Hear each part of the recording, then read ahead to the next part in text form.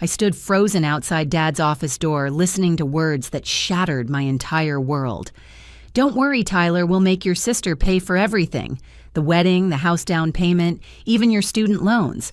Ashlyn's got that fancy job now." My blood turned ice cold as Mom chimed in. "She owes us after all we've sacrificed for her ungrateful behind."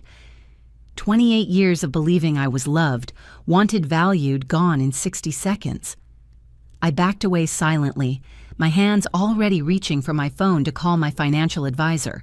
My legs carried me upstairs to my childhood bedroom on autopilot, my mind reeling from what I'd just heard. The pale yellow walls still displayed my high school achievement certificates, now feeling like cruel mockeries. I sank onto the twin bed with its faded floral comforter, trying to process the devastating conversation that had just torn apart everything I thought I knew about my family. The words echoed in my head like a broken record. "Make your sister pay for everything. She owes us. Ungrateful." Each phrase felt like a physical blow, knocking the wind from my lungs and leaving me gasping for understanding. I forced myself to think back through the years, searching for signs I'd missed. How had I been so blind to the favoritism that now seemed glaringly obvious? Tyler, 3 years younger, had always been the golden child who could do no wrong. When he failed his sophomore year of college, it was the professors who didn't understand his learning style. When he dropped out junior year to start a photography business, it was entrepreneurial spirit. When that business failed within 6 months, it was the economy's fault. Meanwhile, every achievement of mine had been diminished or overlooked entirely. When I graduated summa cum laude with my finance degree, the family dinner conversation centered on Tyler's new girlfriend. When I landed my first job as a junior analyst, Dad merely grunted that it was about time I started contributing. When I got promoted to senior analyst last year with a salary that finally allowed me to breathe financially, Mom's only comment was that money didn't make up for my lack of family devotion. I pulled out my laptop and began scrolling through old family photos, seeing them now through a completely different lens. There was Tyler's high school graduation party catered with 50 guests and professional photography. My own graduation celebration had been pizza at home with just the immediate family. Tyler's 21st birthday was a weekend trip to Las Vegas that cost thousands. Mine was dinner at Applebee's. The pattern was so clear now that I wondered how I'd rationalized it away for so long. Every family gathering, Tyler was the center of attention. His opinions mattered. His problems received immediate family conferences. His needs became everyone's priority. I was expected to be the responsible one, the one who had everything figured out, the one who didn't need support or encouragement.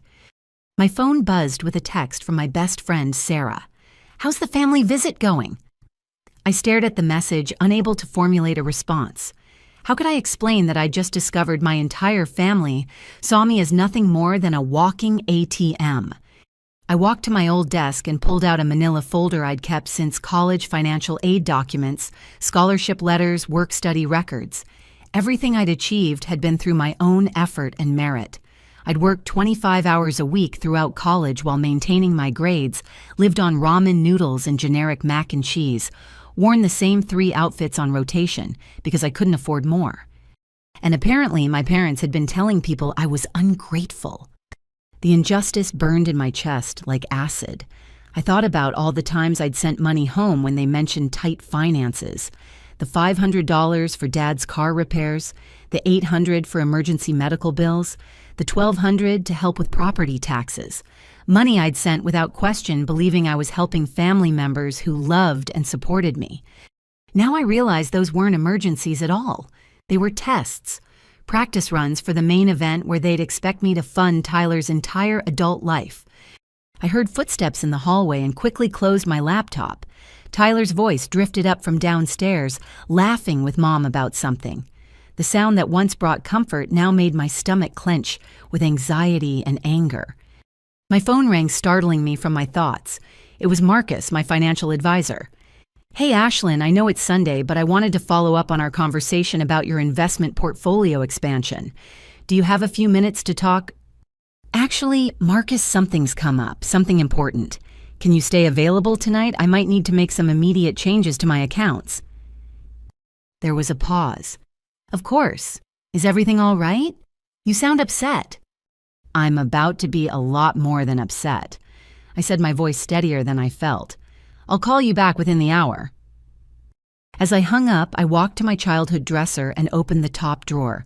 Hidden beneath old t-shirts was a small wooden box I'd kept since middle school.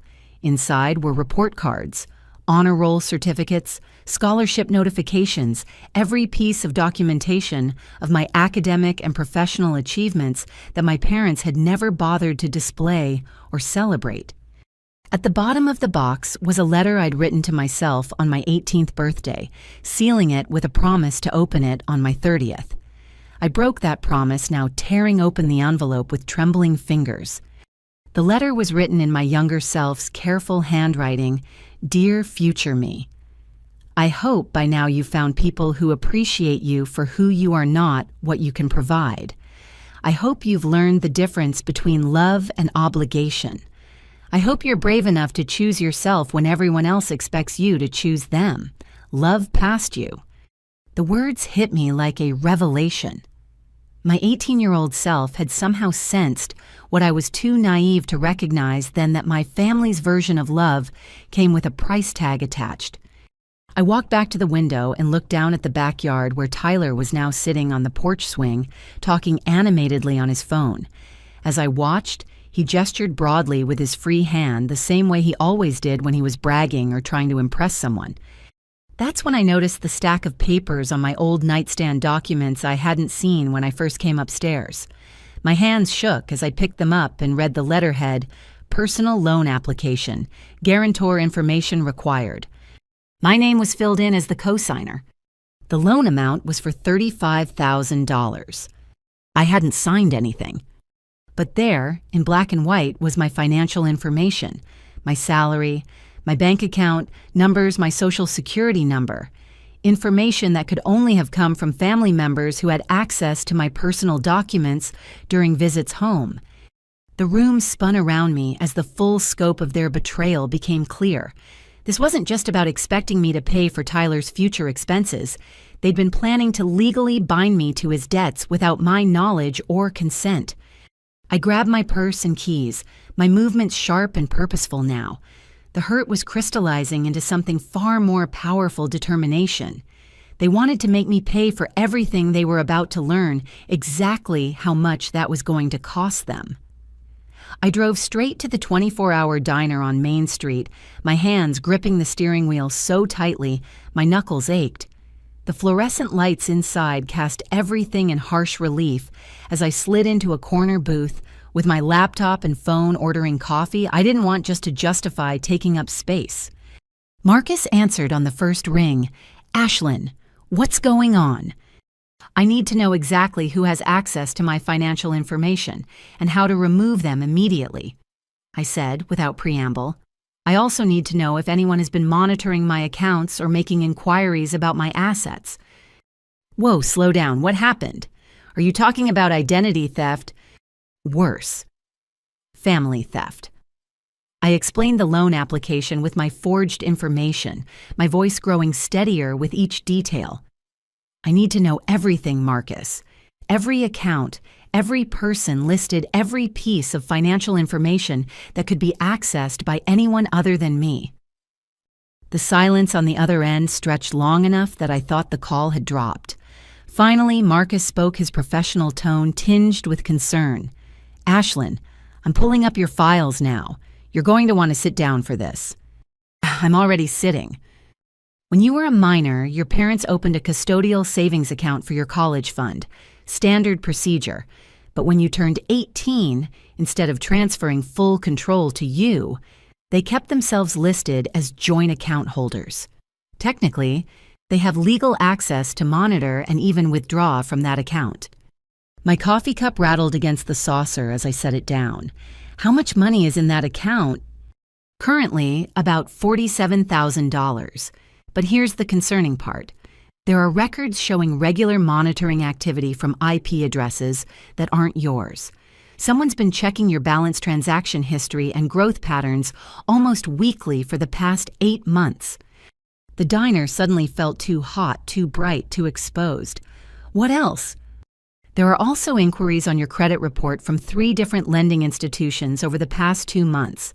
Soft pulls, which means someone was getting preliminary information about your creditworthiness without triggering alerts. And Ashlyn, there are notes in your file about family references. Your parents provided financial background information about you to someone claiming they were helping you apply for a mortgage. I'm not buying a house. I know. But someone used their relationship to you to gather detailed financial intelligence. They know your salary, your investment portfolio value, your debt-to-income ratio, everything. I felt violated in a way I'd never experienced before. It wasn't just the money, it was the systematic invasion of my privacy, the calculated planning, the complete disregard for my autonomy. Marcus, I need you to walk me through exactly how to protect myself. Tonight. Right now. We can start immediately. First, we need to remove their access from that joint account. I can initiate that process online, but you'll need to come in tomorrow to sign documents and provide identification. Second, we should open new accounts at different financial institutions that they have no knowledge of or connection to. I pulled out a notebook and began writing furiously. What else? Credit monitoring with alerts for any new inquiries or applications, a fraud alert on your social security number, and honestly, Ashlyn, you should consider documenting everything for potential legal action. What they've done using your information without consent, monitoring your accounts, providing your financial details to third parties, it's not just unethical, it's potentially criminal. As Marcus outlined the steps, I felt the first spark of empowerment I'd experienced since overhearing that devastating conversation. Knowledge was power, and for the first time in my life, I was going to use that power to protect myself, instead of making myself vulnerable to people who saw me as a resource to be exploited. There's something else, Marcus continued, that lending inquiry activity.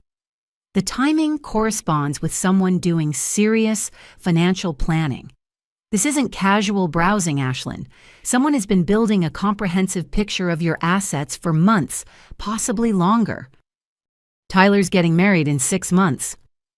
I said, the pieces clicking into place. They've been planning this since he got engaged. That makes sense. The amounts and timing suggest someone was calculating your capacity to fund major expenses. Wedding costs, down payments, loan obligations. They've been treating your finances like their financial planning tool. I thought about Emma Tyler's fiancé and her bubbly personality that had always seemed slightly performative. Had she been in on this from the beginning? Was her friendliness toward me just another manipulation tactic? Marcus, can you see if there have been any discussions about using my credit or assets as collateral for loans? I can check for hard inquiries that might indicate loan applications, but I can't access lending institution files without your authorization for specific companies. Do you have any idea which banks or lenders might be involved? I looked at the loan application papers I'd brought with me, studying the letterhead and contact information. First National Bank Riverside Credit Union and something called Premier Financial Services. I know those institutions. Let me make some calls tomorrow and see what information I can gather. In the meantime, we need to start moving your money tonight. How much liquid cash are you comfortable relocating immediately? I did quick mental calculations. Everything in checking and savings that isn't needed for immediate expenses. Probably around $23,000. I can help you open accounts at Mountain View Bank and Pacific Trust. They're completely separate from any institution your family has relationships with. We can initiate transfers online tonight and complete the paperwork tomorrow. As we worked through the technical details, I felt my panic transforming into strategic focus. Each account number changed, each password updated, each security question modified was a small victory in reclaiming control over my own life. One more thing, Ashlyn, Marcus said as we finished the initial transfers. You mentioned they've been telling people you're ungrateful and selfish. That's a classic manipulation tactic controlling the narrative to justify future actions. If they've been setting up a story where you're the villain for not supporting family, it makes it easier for them to pressure you or even take legal action if they've forged documents. Legal action. If they've committed fraud by using your information without consent, they might try to claim it was a family arrangement that you're now backing out of. Character assassination serves to make you look unreliable if this escalates to legal proceedings. The implications sent a chill through me. This wasn't just about money, it was about destroying my reputation and credibility to cover their own criminal behavior. Marcus, what would you do if this was your family? Honestly, I'd document everything, protect all my assets, and prepare for the possibility that they might escalate their manipulation tactics when they realize their plan isn't working. People who feel entitled to other people's money rarely back down gracefully when confronted. As I sat in that fluorescent-lit diner transferring my life savings away from the people who'd given me life, I realized I was about to find out exactly how far my family was willing to go to get what they felt they deserved. And for the first time in 28 years, I was prepared to fight back. I barely slept that night, my mind racing through financial security protocols and family betrayal revelations in equal measure. The next morning, I returned home to find Emma's silver Honda Civic parked in our driveway trunk open and overflowing with wedding magazines, fabric samples, and what appeared to be enough bridal planning materials to stock a small boutique. Emma burst through the front door as I was pouring coffee, her arms laden with binders and her face glowing with bridal excitement. Ashlyn, perfect timing.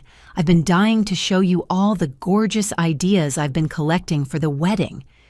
Her enthusiasm felt aggressive in the bright kitchen light. Emma had always been bubbly, but today there was an undercurrent of presumption that made my skin crawl. She dumped her materials across the kitchen table with the confidence of someone who belonged here, someone whose plans were already approved and funded. "I know you're going to love what we've put together." She continued, not waiting for my response. "Tyler and I have been working with this amazing wedding planner, and she's helped us create the most beautiful vision. Look at this." She spread open a thick binder labeled Hartwell Morrison Wedding in elegant script. The first page was a budget breakdown that made my coffee cup freeze halfway to my lips. Total wedding cost $87,400. The line items were itemized with meticulous detail: venue, rental, catering, photography, videography, floral arrangements, transportation, honeymoon, rehearsal, dinner. But what made my blood pressure spike was the column on the right labeled Payment Responsibility. My name appeared next to 60% of the expenses. "Isn't this exciting?" Emma gushed, apparently oblivious to my stunned expression. "Your parents already confirmed that you'd want to contribute significantly to Tyler's special day. They said you've always been so generous with family celebrations." I set down my coffee with deliberate care, afraid I might throw it otherwise. "They said what now?" "Oh, you know how modest you are. Your mom was just telling me yesterday how you've been saving up specifically to help with wedding expenses. She said you'd probably be too shy to offer directly, but that you'd be hurt if we didn't include you in the planning process." The manipulation was so smooth, so perfectly crafted, that I almost admired its artistry. They'd positioned my potential refusal as selfishness while making Emma believe I was eagerly waiting to fund her dream wedding. "Emma, when exactly did my parents tell you I'd be contributing to the wedding?" "Oh, it's been part of the conversation from the beginning. Even before Tyler proposed, your mom mentioned how family weddings are family investments. She said you'd understand the importance of starting Tyler's marriage off on the right foot financially." Before Tyler proposed. They'd been planning to spend my money before he'd even asked Emma to marry him. And Tyler. "What did he say about this financial arrangement?" Emma's smile faltered slightly. "Well, you know Tyler. He's not comfortable talking about money. But he did mention how lucky he is to have such a successful sister who understands family loyalty." She flipped through several pages, each more extravagant than the last. The venue was a historic mansion with gardens and a gazebo. The catering was a 7-course plated dinner with premium wine selections. The honeymoon was 2 weeks in Tuscany, staying at luxury resorts and taking private tours of vineyards. Emma, this is a very expensive wedding. Oh, I know, but your parents explained that you've always believed experiences are more important than things. They said you'd rather spend money on creating beautiful memories for people you love than just letting it sit in bank accounts. I wondered if my parents had actually said those words or if Emma was paraphrasing their manipulation. Either way, they'd clearly spent considerable time crafting a narrative that painted my hypothetical financial contribution as my own idea. Can I see the vendor contracts? Of course, I'm so glad you want to review everything. It shows how much you care about getting every detail perfect. Emma produced another binder filled with contracts, deposits, and payment schedules. As I read through them, my stomach dropped further with each page. Multiple vendors had signed agreements with payment schedules that listed Ashlyn Morrison as the primary financial contact for the majority of expenses. I hadn't signed any of these contracts. I hadn't even seen them before today.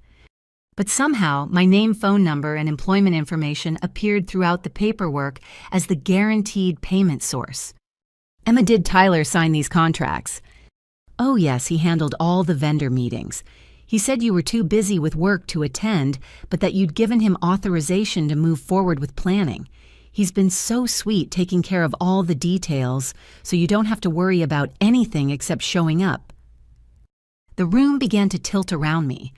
Tyler had been forging agreements using my name and financial information for months.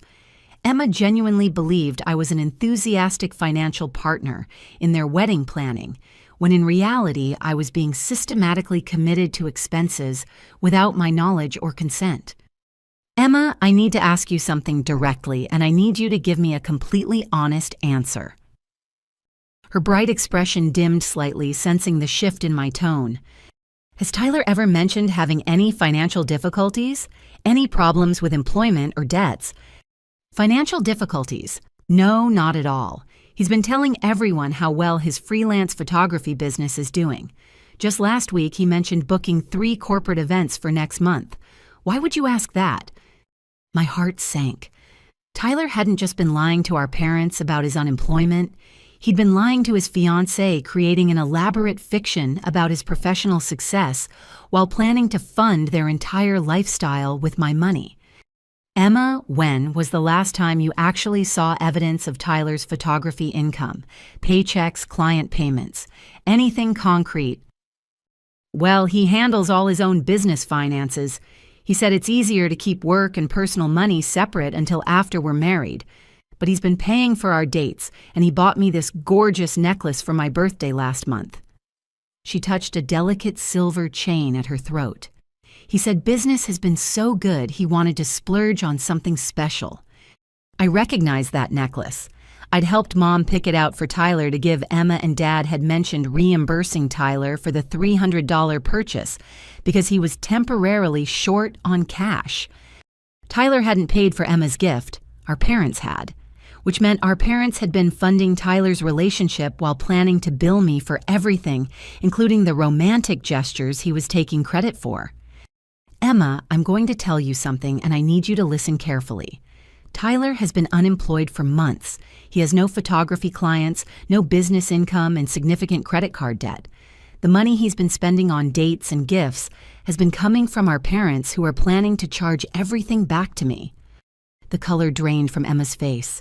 That's not possible. Tyler wouldn't lie to me about something so important.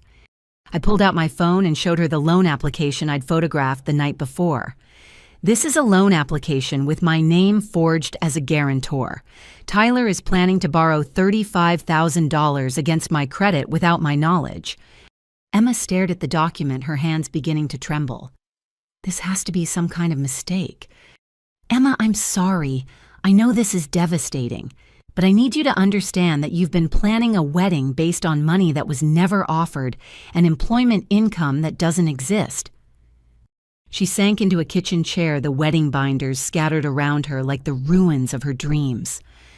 But your parents said, they told me you were excited about the wedding.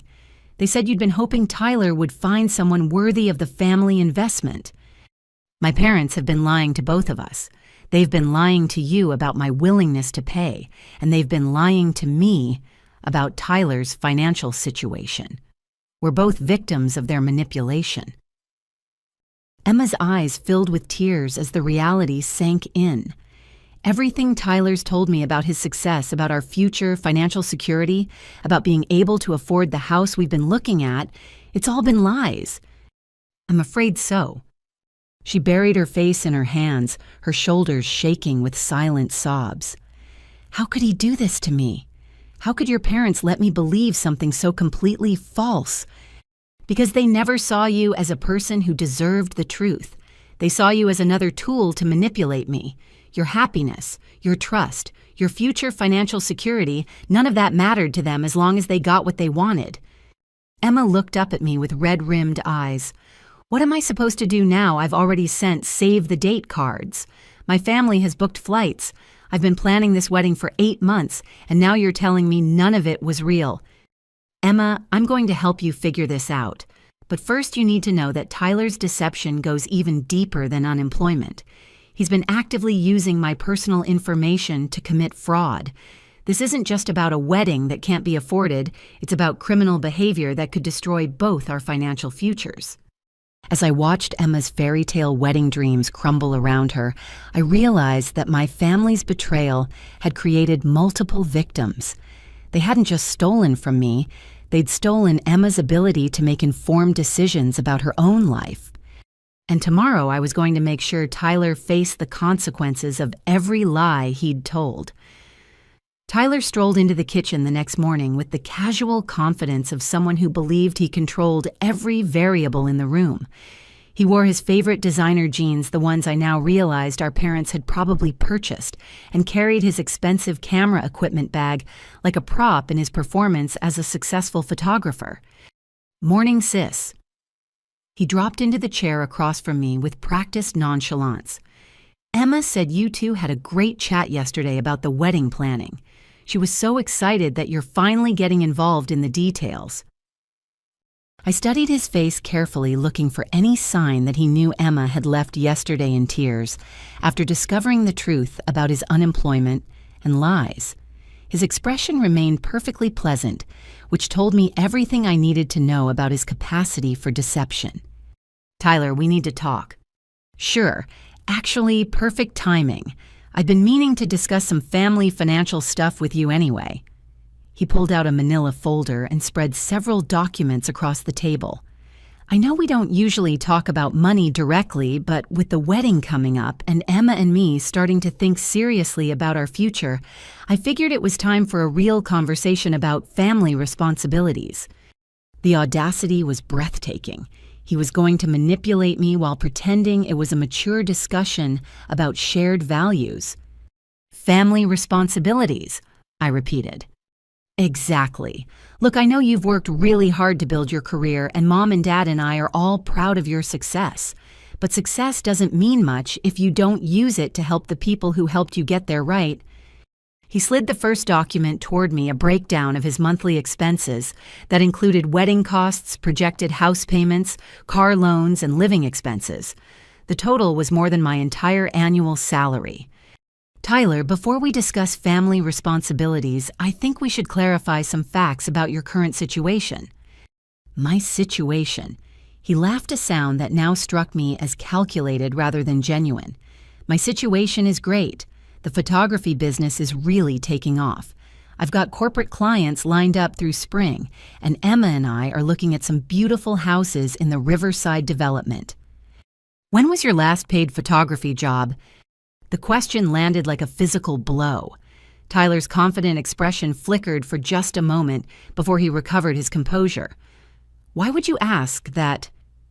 "You know, I don't like mixing family conversations with business details. Because Emma deserves to know the truth about the man she's planning to marry, and I deserve to know the truth about the brother who's been forging my signature on loan applications." Tyler's mask slipped completely. His face flushed red and his eyes darted toward the doorway as if checking for escape routes. "I don't know what you think you know, but you're obviously confused about something." 6 months, Tyler. You've been unemployed for 6 months living off credit cards and money from mom and dad while telling Emma you're a successful businessman. You've signed wedding vendor contracts using my name as financial guarantor without my knowledge or consent. You've applied for loans with my information as collateral, and you've been letting your fiancé plan a life based on income you don't have and money I never agreed to provide. You're being dramatic. Family helps family. That's how it works. Family helps family through temporary difficulties with honesty and respect. Family doesn't commit fraud and identity theft while lying to everyone involved. Tyler stood up abruptly, his chair scraping against the floor. You know what your problem is, Ashlyn. You've forgotten where you came from. You've gotten so caught up in your corporate job and your savings account that you've lost sight of what really matters. What really matters? Loyalty, family, understanding that your success is only meaningful if you use it to lift up the people who sacrificed for you. His voice rose with righteous indignation. Do you have any idea what mom and dad gave up to support your education? The vacations they didn't take, the things they didn't buy, the financial strain they endured so you could have opportunities. Tyler, they took money from my college fund to pay for your failed business venture. They've been monitoring my bank accounts without permission. They've been spreading lies about my character to extended family members. They're not victims who sacrificed for me. They're manipulators who've been treating me like a personal ATM since I became financially independent. That's not how they see it. How do you see it, Tyler? He began pacing the kitchen, his movements agitated and defensive. I see a sister who has more money than she knows what to do with living alone in an expensive apartment, spending money on herself, while her brother struggles to build a life with the woman he loves. Tyler, you're not struggling to build a life. You're refusing to build a life. There's a difference. I'm trying. Do you think it's easy starting a creative business? Do you think it's simple to find clients and build a reputation when you don't have family connections in the industry?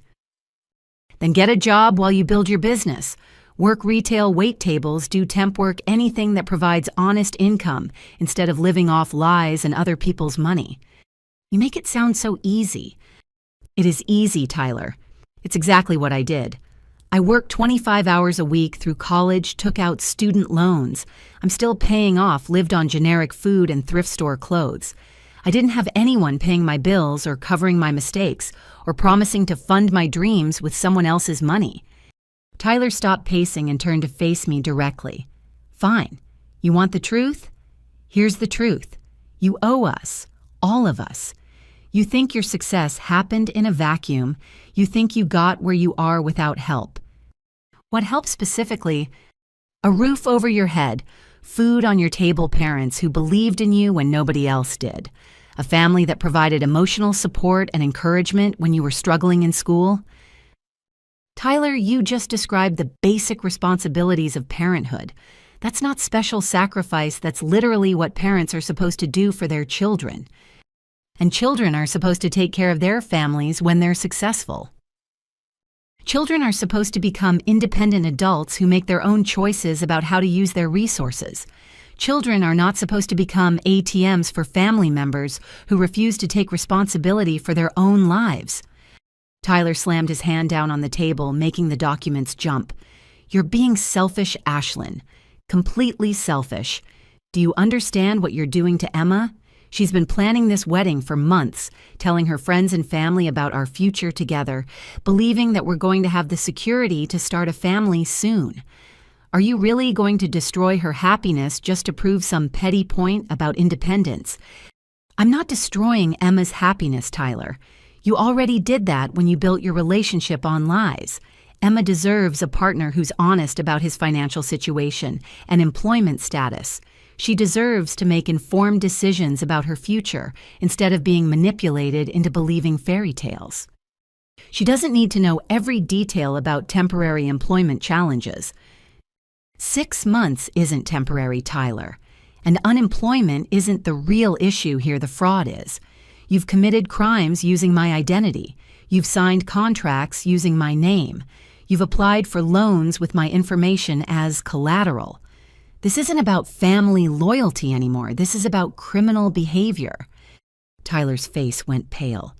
You wouldn't report your own brother to the police. Try me. We stared at each other across the kitchen table, the air crackling with years of unspoken resentment and newly revealed truths.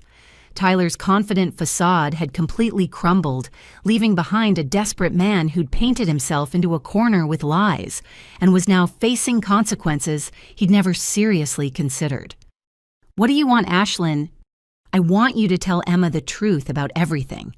Your employment status, your debts, your lies about income, the fact that you can't afford the wedding you've been planning. I want you to contact every vendor you've signed contracts with using my name and explain that you committed fraud. And I want you to get a real job and start taking responsibility for your own life. And if I don't, then I document everything and let law enforcement handle it. Tyler sank back into his chair, the weight of reality finally settling on his shoulders. You'd really destroy our family over money. Tyler, you destroyed our family when you decided to commit fraud against me. I'm just refusing to be complicit in covering up your crimes anymore. As I watched my brother grapple with the consequences of his choices, I felt a strange mixture of sadness and relief. The little boy I'd once protected from playground bullies was gone, replaced by a man who'd chosen manipulation and lies over honest work and genuine relationships. But for the first time in years, I felt like I was finally seeing Tyler clearly. And what I saw was someone who needed to learn that actions have consequences, even when those actions are committed against family members who love you.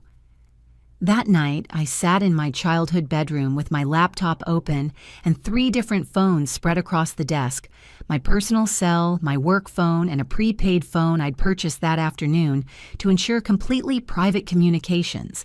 The digital clock glowed 11:47 p.m. as I methodically worked through Marcus's financial protection checklist. The first priority was removing my parents' access from the joint savings account they'd been monitoring.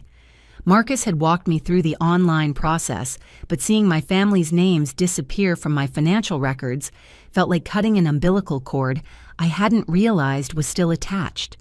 $47,000 transferred to my new account at Mountain View Bank within minutes, leaving the old account with a balance of 0 and a clear message that their surveillance days were over. Next came the credit monitoring setup. As I input my Social Security number into the Fraud Protection Service alerts, immediately began populating my screen. 3 credit inquiries in the past month from institutions I'd never contacted, 2 applications for store credit cards at retailers I hadn't visited, 1 mortgage pre-approval request for a property I'd never heard of. My stomach churned as the full scope of the identity theft became clear. Tyler hadn't just been planning to use my money, he'd been actively using my credit for months, testing the waters to see what he could access without triggering my attention. Marcus called as I was documenting the unauthorized credit activity. Ashlyn, I've been doing some research on those lending institutions you mentioned.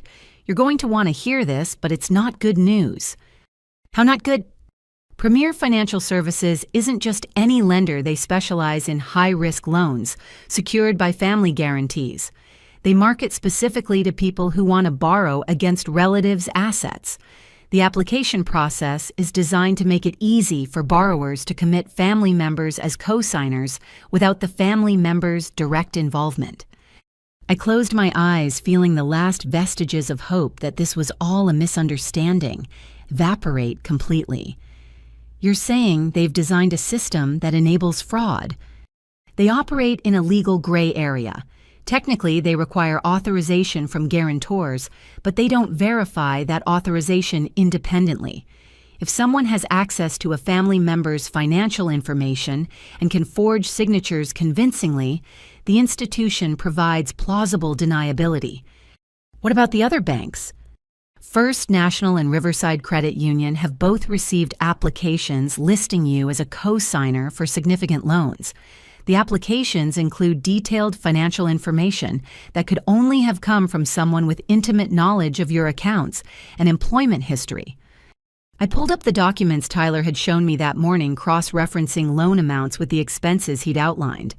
Marcus, the total amount they're trying to borrow against my credit is over $100,000. I know. And here's the concerning part: some of these applications show pre-approval status, which means if Tyler completes the process and forges your signature on the final documents, the money could be disbursed before you're even aware the loans exist.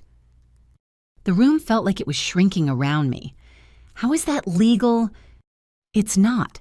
But proving fraud after money has been disbursed and spent is much more complicated than preventing fraud before it occurs.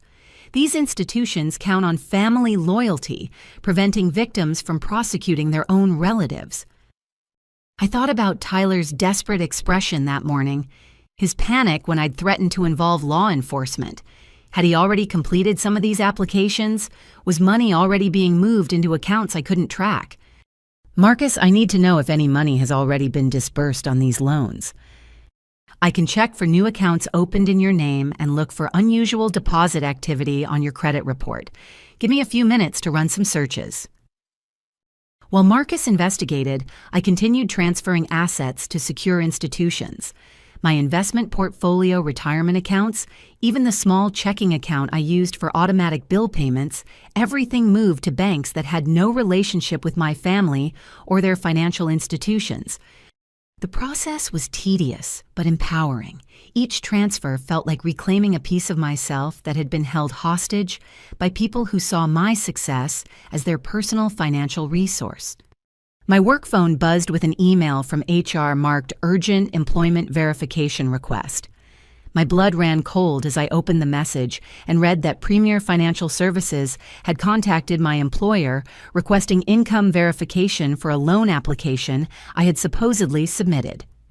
Tyler hadn't just stolen my financial information, he'd involved my workplace in his fraud scheme. I immediately forwarded the email to Marcus and called the HR emergency line. This is Ashlyn Morrison, employee ID 7749. I need to speak with someone immediately about a fraudulent employment verification request. The HR manager on duty, Patricia, sounded alarmed.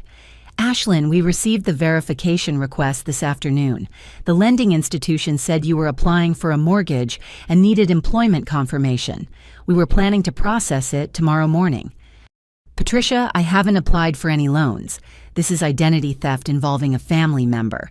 Please flag my employment file to prevent any information from being released without my direct authorization in person with photo identification. Of course, I'm adding security alerts to your profile right now. Ashlyn, should we be concerned about your safety? This sounds like a serious situation. I'm safe, but this may escalate. The perpetrator has access to extensive personal information and has been planning this fraud for months. I may need to take some time off while I resolve the legal aspects. Whatever you need. I'm documenting everything and will make sure our legal department is aware of the situation. Marcus called back as I was finishing with HR. Ashlyn, I have good news and bad news. The good news is that no loan money has been disbursed, yet all the applications are still in processing stages. The bad news is that I found evidence of attempted bank account openings using your information. What kind of accounts? Business checking accounts at 2 different banks, both listed under Morrison Photography Services, with you as the primary account holder and Tyler as an authorized signer. The applications were submitted 3 weeks ago, but haven't been approved because they require additional documentation. My vision blurred with rage. Tyler had been planning to open business accounts in my name, giving himself access to establish credit lines and loans that I would be legally responsible for while he controlled the money. Marcus, this is conspiracy-level planning.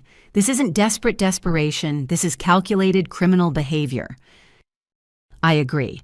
And there's something else. I contacted a colleague who works in financial crimes investigation, and she said this pattern family members using detailed financial information to establish credit relationships without consent is becoming increasingly common. She recommended documenting everything and filing a police report before the perpetrators can claim the victim was a willing participant who changed their mind later. What do I need to do? Tomorrow morning, we meet at the police station with copies of all the fraudulent applications, your bank records, showing unauthorized monitoring and the forged loan documents. We file a formal complaint for identity theft and fraud. Then we contact the district attorney's office about potential felony charges. I stared out my childhood bedroom window at the darkened neighborhood where I'd grown up believing family loyalty was sacred. Tomorrow, I was going to take legal action against my own brother for systematically stealing my identity and financial future. Marcus, what if he claims this was all a misunderstanding? What if my parents say they gave him permission to use my information for family financial planning? That's why we're documenting everything tonight. Consent requires informed knowledge and explicit agreement. You can't consent to something you don't know about, and you can't be committed to financial obligations through third-party agreements you never signed. As Marcus outlined the legal protections available to identity theft victims, I felt something fundamental shift in my understanding of family relationships. Love didn't require financial sacrifice. Loyalty didn't mean accepting criminal behavior, and protecting myself from people who wanted to exploit me wasn't selfish, it was necessary for survival. I spent the rest of the night creating a comprehensive timeline of every suspicious financial activity, every conversation where my assets were discussed without my knowledge, every instance where my family had prioritized Tyler's wants over my autonomy. By dawn, I had assembled a portfolio of evidence that would either save my financial future or destroy my family relationships forever. As it turned out, Tyler and my parents had already made that choice for me. Monday morning brought an unexpected email that felt like the universe providing exactly what I needed at precisely the right moment. The subject line read, "Senior Financial Analyst Position, Denver Office. Immediate consideration from Rebecca Martinez, Regional Director at Sterling Financial Group." I'd submitted my resume to Sterling 6 months earlier for a position that had been filled internally, but apparently they'd kept my information on file for future opportunities. As I read through the details, my heart rate accelerated, with possibilities I hadn't dared to imagine just days earlier. The position was everything I'd dreamed of: professionally senior analyst role, with a team of 12 specializing in corporate restructuring and investment strategy. The salary was 43% higher than my current position. The signing bonus alone would replace everything Tyler had attempted to steal from me. Most importantly, the job was in Denver, Colorado, 900 miles away from the family that had been systematically planning to exploit my success for their own financial benefit. I walked into my current office that morning with a confidence I hadn't felt in years. My colleagues noticed immediately. "You look different today, Ashlyn," commented Janet from accounting as I passed her desk. "Like you just won the lottery or something." "Something like that," I replied, unable to suppress my smile. I closed my office door and called the number Rebecca Martinez had provided. She answered on the second ring with a warm, professional tone that immediately put me at ease. "Ms. Morrison, thank you for calling so quickly. I hope you're interested in learning more about this opportunity." "Very interested. When would you like to schedule an interview?" "Actually, I'm hoping we can expedite the process. We have an urgent need to fill this position, and your qualifications are exceptional. Would you be available for a video interview this afternoon, followed by an in-person meeting later this week? If things go well..." I calculated quickly. I could drive to Denver on Thursday, interview Friday morning, and be back by Saturday before my family realized I was seriously considering leaving town permanently. That timeline works perfectly. Excellent. I should mention that this position comes with full relocation assistance, including temporary housing while you search for permanent accommodations. We understand that moving for career opportunities requires significant logistical support. As Rebecca outlined the position details, I felt like I was listening to a description of the life I'd always wanted, but never believed was actually achievable. Challenging work with growth potential, financial independence that couldn't be threatened by family manipulation and geographic distance from people who saw my success as their personal resource. Ms. Morrison, can I ask what's motivating your interest in relocating your current position appears stable and progressive.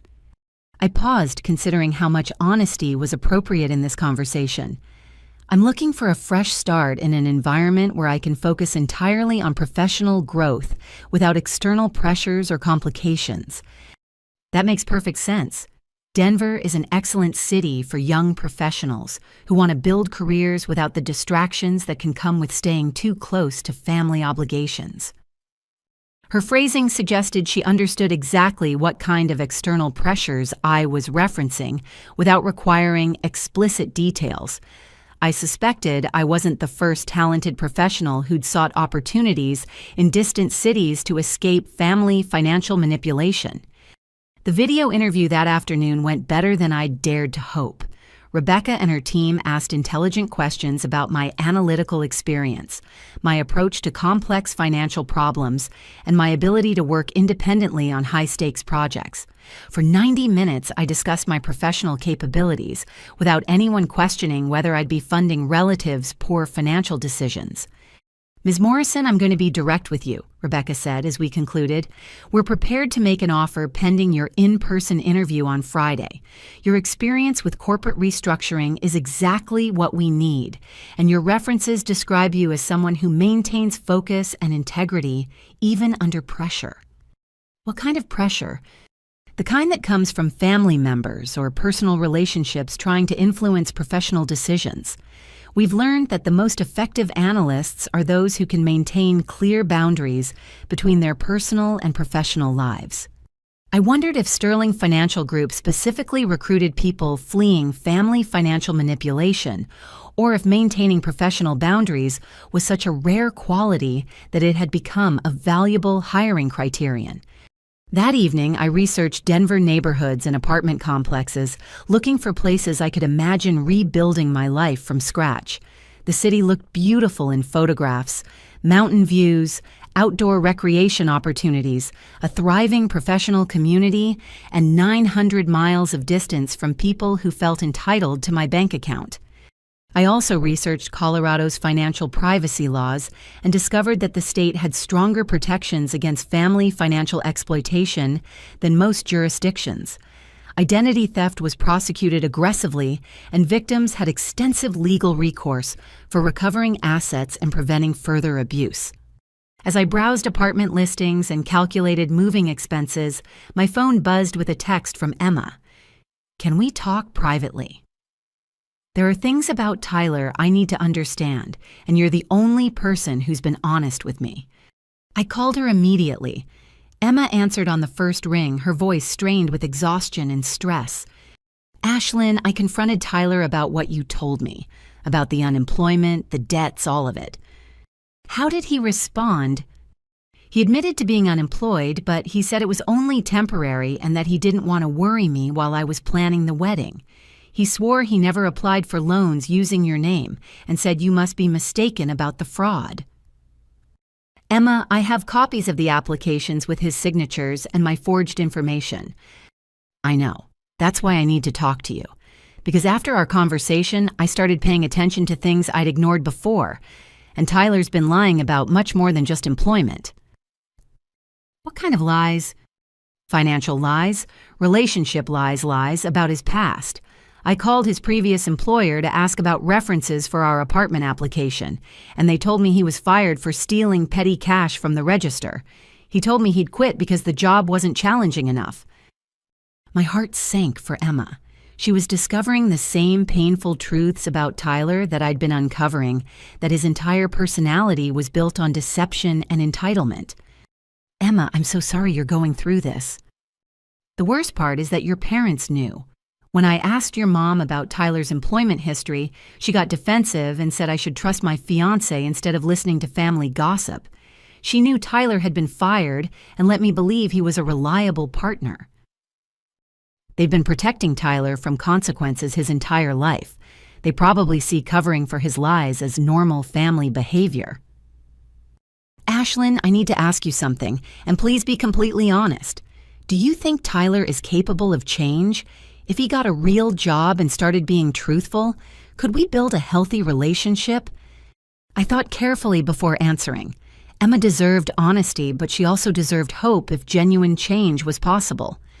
Emma, change requires accepting responsibility and making sustained effort over time. Tyler has been lying to you for months while planning to commit fraud against me. Those aren't mistakes or temporary lapses in judgment. They're patterns of behavior that suggest he doesn't respect the people who trust him. That's what I was afraid you'd say. Emma, you deserve a partner who sees your happiness as more important than his convenience. You deserve someone who tells you the truth even when it's difficult and who builds a life with you based on reality instead of fantasy. I know, I just wish I'd seen it sooner. You saw it as soon as you had accurate information. That's not your fault, that's Tyler's fault for creating a relationship built on lies. After we hung up, I looked around my childhood bedroom with new appreciation for the clean slate waiting for me in Denver. In 72 hours, I would interview for a position that could change my entire life trajectory. And for the first time since I'd overheard that devastating conversation about making me pay for everything, I felt genuinely excited about the future instead of just angry about the past. Tuesday evening, Mom announced that she was cooking a special family dinner for Thursday night to celebrate everyone being together and discuss some exciting family plans. Her tone carried the forced cheerfulness that always preceded uncomfortable conversations, and I immediately suspected this dinner was designed to corner me into financial commitments. I'd planned to drive to Denver Thursday morning for my Friday interview, but Mom's insistence that Thursday was the only night everyone could gather made it clear this timing wasn't coincidental. Tyler probably needed to finalize his fraudulent loan applications and was running out of time to manipulate my consent. "What kind of family plans are we discussing?" I asked as innocently as possible. "Oh, just some wonderful opportunities for all of us to work together towards shared goals." Mom replied with the vague enthusiasm she used when she wanted to avoid providing actual information. "Your father has some very interesting ideas about family financial planning that he's excited to share with everyone." I agreed to attend the dinner while secretly rearranging my interview schedule. Rebecca Martinez was understanding when I explained that urgent family matters required me to travel Friday afternoon instead of Thursday morning, and she accommodated a Friday afternoon interview followed by a weekend in Denver to explore the city. Thursday arrived with an atmosphere of artificial celebration that felt more like a business meeting disguised as family time. Mom had prepared Tyler's favorite meal, prime rib, with garlic mashed potatoes and roasted vegetables, despite the expense being impractical for people claiming financial hardship. The dining room table was set with our good china and crystal glasses that only appeared during holidays or when guests needed to be impressed. Tyler arrived with Emma, who looked uncomfortable and avoided eye contact with me. Dad emerged from his office carrying a leather portfolio and wearing the confident expression he used when presenting investment strategies to his insurance clients. Before we eat, Dad announced, "I want to share some exciting financial planning concepts that could benefit our entire family for generations to come." He opened his portfolio and spread several charts and graphs across the table, each one labeled with phrases like family wealth building strategy and multi-generational investment approach. The presentation looked professional and legitimate, which made it even more insidious. As you all know, families that build wealth together stay together. The most successful family financial strategies involve pooling resources and expertise to maximize everyone's potential. Dad's voice carried the persuasive tone he'd perfected through decades of selling insurance policies to reluctant customers. The first chart showed projected returns on family investment pools, where multiple family members contributed different amounts based on their income capacity. My projected contribution was listed as 78% of the total family investment fund. "Dad, where did you get these numbers for my projected contributions?" "From careful analysis of your income and expenses, sweetheart. We know approximately what you earn and what your living costs are. So calculating your available investment capacity was simple mathematics." "You've been calculating my available investment capacity without my knowledge or consent." Family financial planning requires transparency and cooperation from everyone involved. We're not strangers, Ashlyn. We're family members who want to help each other succeed. Tyler leaned forward eagerly. The beautiful thing about this approach is that everyone benefits according to their contributions and their needs. Someone who's starting a family has different financial requirements than someone who's single and established in their career. I looked around the table, noting the expectant faces watching my reaction to their elaborate financial manipulation presentation. They'd spent considerable time and effort creating charts that made their exploitation of my income look like sophisticated investment planning. "This is very interesting," I said carefully. "Can you walk me through exactly how the contribution and distribution system would work?" Dad flipped to a detailed breakdown showing monthly contribution amounts from each family member, with my contributions funding the majority of Tyler's wedding expenses, house down payment, and debt consolidation. The distribution schedule showed Tyler receiving immediate large amounts while my benefits were projected years into the future, with vague descriptions like family support during career transitions and elder care cost sharing. As you can see, Ashlyn, this isn't just about helping Tyler and Emma get started in their marriage. This is about creating a family financial foundation that benefits everyone over time. What happens if I decide not to participate in this family financial foundation? The question created an uncomfortable silence. Mom and Dad exchanged glances before Dad cleared his throat. "Well, naturally, we hope you'll see the value in family cooperation. But we understand that some people need time to adjust to thinking about money as a family resource rather than an individual asset." Tyler's expression tightened. "It would be disappointing if family loyalty wasn't strong enough to overcome personal selfishness, but I guess everyone has to make their own choices about what kind of family member they want to be." "Tyler, can you clarify what you mean by family loyalty requiring financial contributions?" "I mean that people who have been blessed with success have a responsibility to share those blessings with family members who haven't been as fortunate. It's not fair for one person to hoard money while watching relatives struggle." "Tyler, you're not struggling because of misfortune. You're struggling because you've been unemployed for 6 months, lied to your fiancé about your income, and attempted to commit fraud using my identity instead of getting a job." Tyler's face flushed red. "That's a completely unfair characterization of a temporary employment transition. Emma, would you say Tyler's unemployment and lies about his income constitute a temporary employment transition?" Emma stared at her plate, her discomfort visible to everyone at the table. "I'd rather not discuss Tyler's employment situation during family dinner." Mom intervened quickly. "Girls, let's focus on the positive opportunities instead of dwelling on temporary challenges. Tyler's situation will improve, and this family financial plan will help everyone weather difficult periods while building long-term wealth." "Mom, this isn't a family financial plan. This is a systematic transfer of my income to fund Tyler's lifestyle, while he avoids taking responsibility for his own financial decisions." Dad's patience finally snapped. "Ashlyn, your attitude is extremely disappointing. We raised you to understand family obligations and mutual support. The selfishness and ingratitude is not what we expected from our daughter." "What did you expect exactly?" "We expected you to recognize that your success creates opportunities to help your family thrive. We expected you to understand that individual achievement means nothing without family solidarity. Dad, did you expect me to fund Tyler's entire adult life while he lies to his fiancée and commits fraud against me? Tyler made some mistakes, but family means forgiving mistakes and helping each other move forward constructively."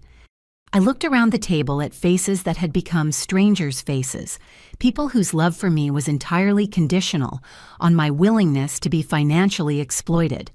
The elaborate dinner, the professional charts, the coordinated manipulation, all of it designed to pressure me into funding a lifestyle Tyler hadn't earned while believing I was investing in family relationships. "I need to tell you all something," I said quietly. "Tomorrow I'm interviewing for a position in Denver that would require immediate relocation." The silence that followed was deafening. Tyler's face went pale. Mom's hands began trembling, and Dad's confident expression crumbled into panic. "You're planning to abandon your family for a job?" Mom whispered.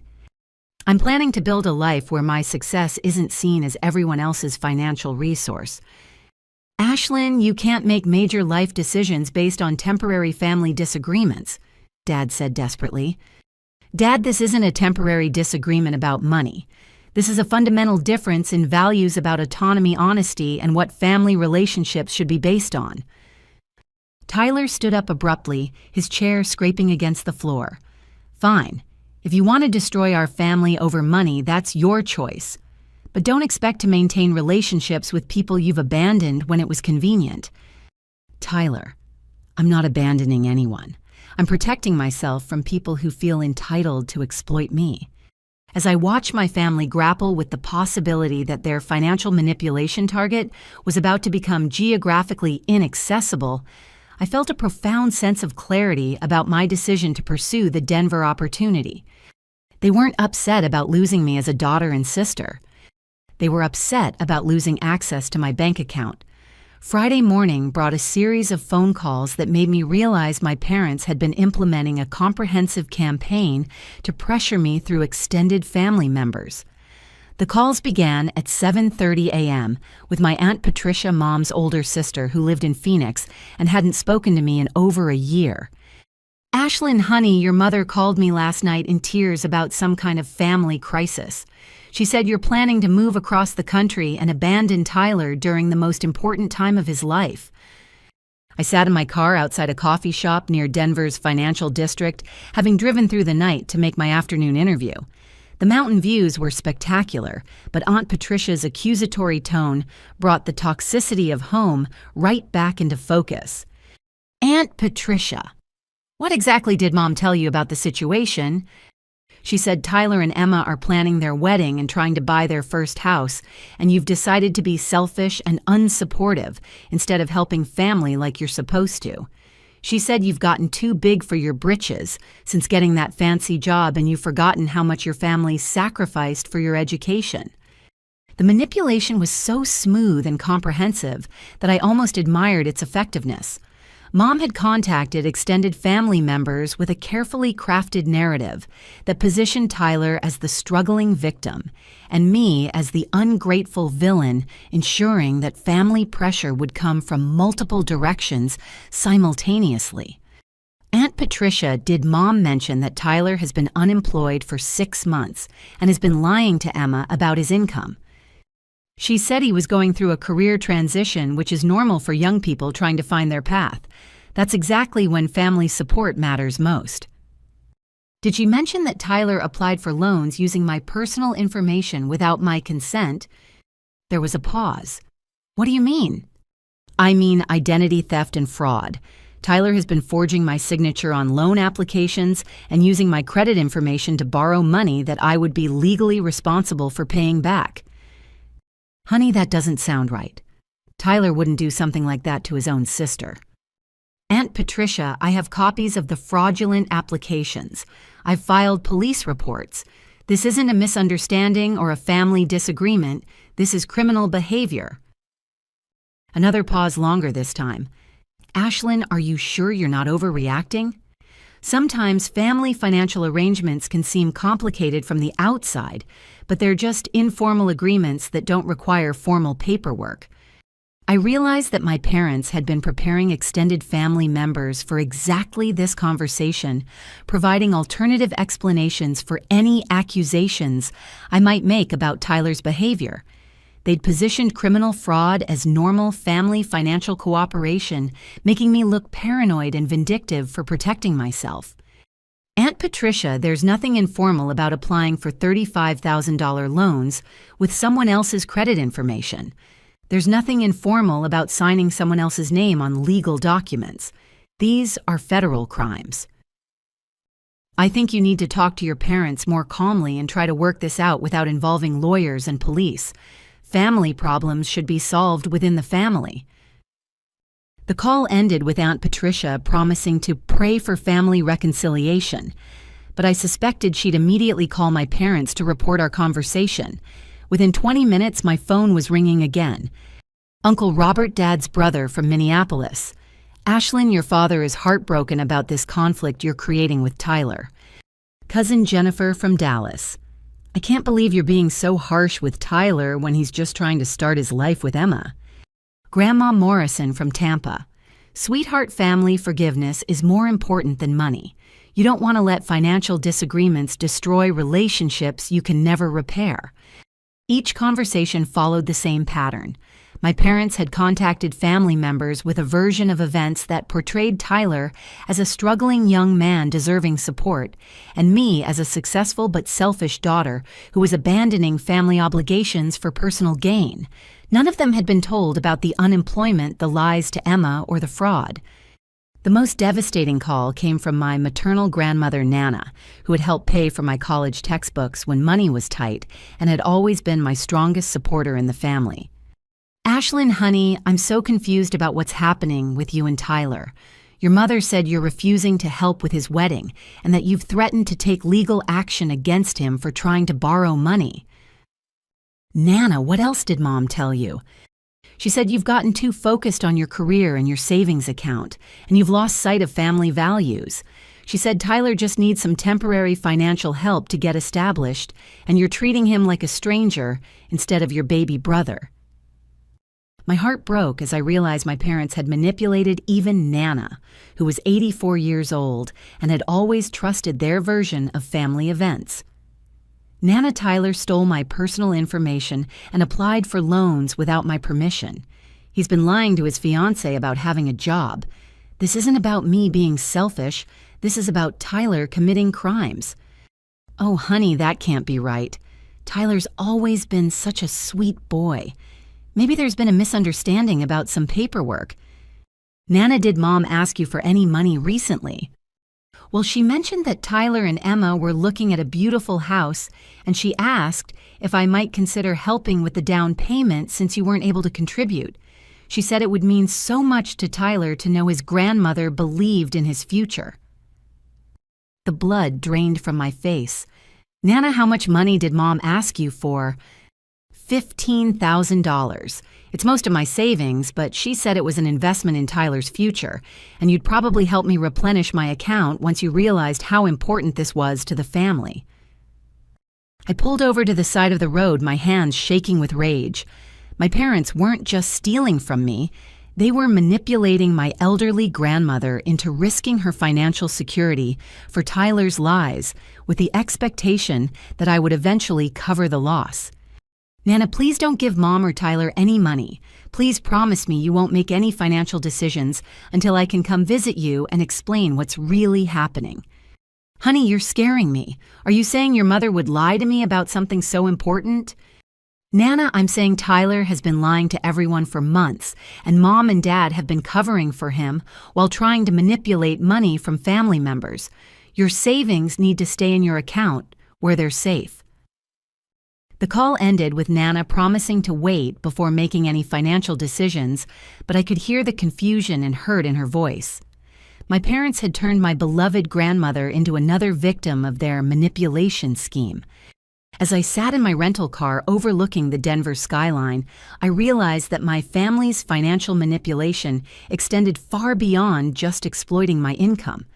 They'd been systematically targeting every family member with assets, creating a web of lies and emotional manipulation designed to fund Tyler's lifestyle while protecting themselves from direct financial responsibility.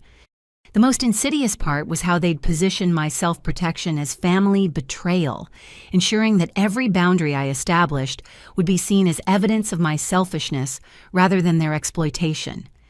I called Marcus immediately. We need to add elder financial abuse to our police report. They're targeting my grandmother for her savings while lying about Tyler's situation.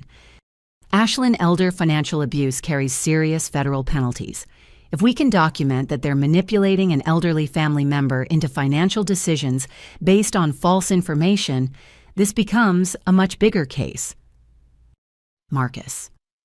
I think they've been planning this manipulation campaign for months. Every family member they've contacted has been given the same narrative positioning me as the villain and Tyler as the victim. This isn't spontaneous family pressure. This is orchestrated emotional manipulation designed to isolate me from support systems. That sounds like organized fraud conspiracy. We need to document every conversation you've had with family members and any evidence of coordinated messaging. As I prepared for my interview that afternoon, I felt a profound sense of relief that I was 900 miles away from the family members who had turned my success into everyone else's financial opportunity. Denver wasn't just offering me a new job, it was offering me protection from people who saw my love for them as a weakness to be exploited. Saturday morning in Denver, I made a decision that felt both necessary and heartbreaking. Using my phone's recording app, I called my parents' house while sitting in a quiet corner of my hotel lobby, knowing that Tyler would likely be there discussing their next manipulation tactics, now that extended family pressure hadn't achieved their desired results. Mom answered on the third ring. "Ashlyn, we've been hoping you'd call. Several family members have mentioned they spoke with you and there seems to be some confusion about Tyler's situation. I'm calling because I want to understand exactly what you've told family members about me and Tyler.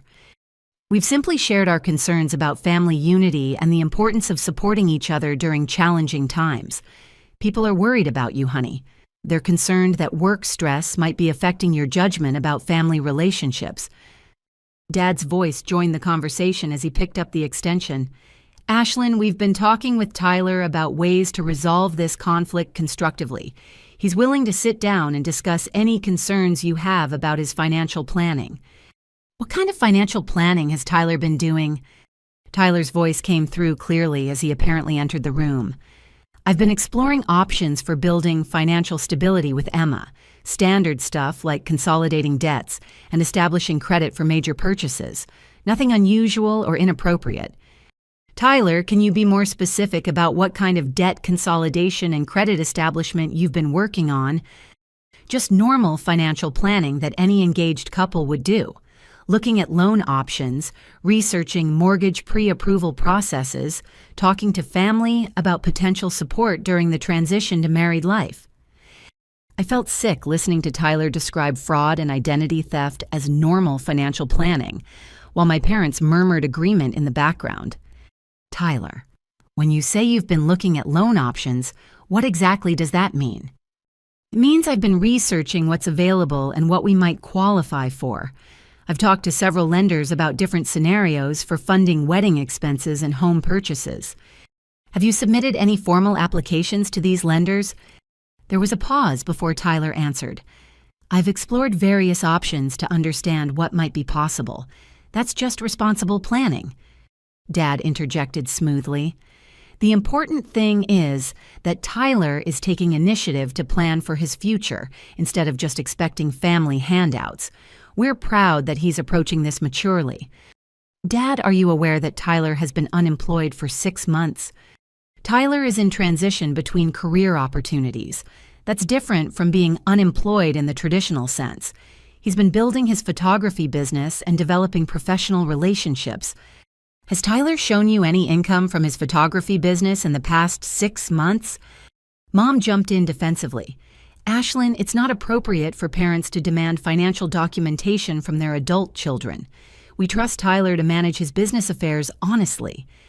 But it is appropriate for you to demand access to my financial information for family planning purposes.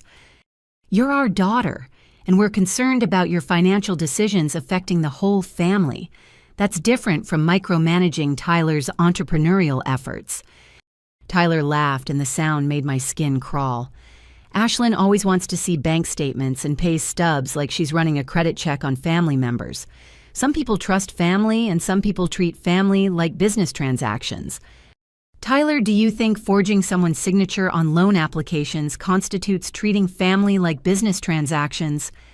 "I have no idea what you're talking about. I've never forged anyone's signature on anything." Dad's voice became stern. "Ashlyn, these accusations are getting completely out of hand. Tyler has explained that he's been researching financial options, not committing fraud. Your interpretation of normal financial planning as criminal behavior is concerning. Dad, I have copies of loan applications with my name and financial information that I never provided, and signatures that I never made. Tyler's response was immediate and practiced.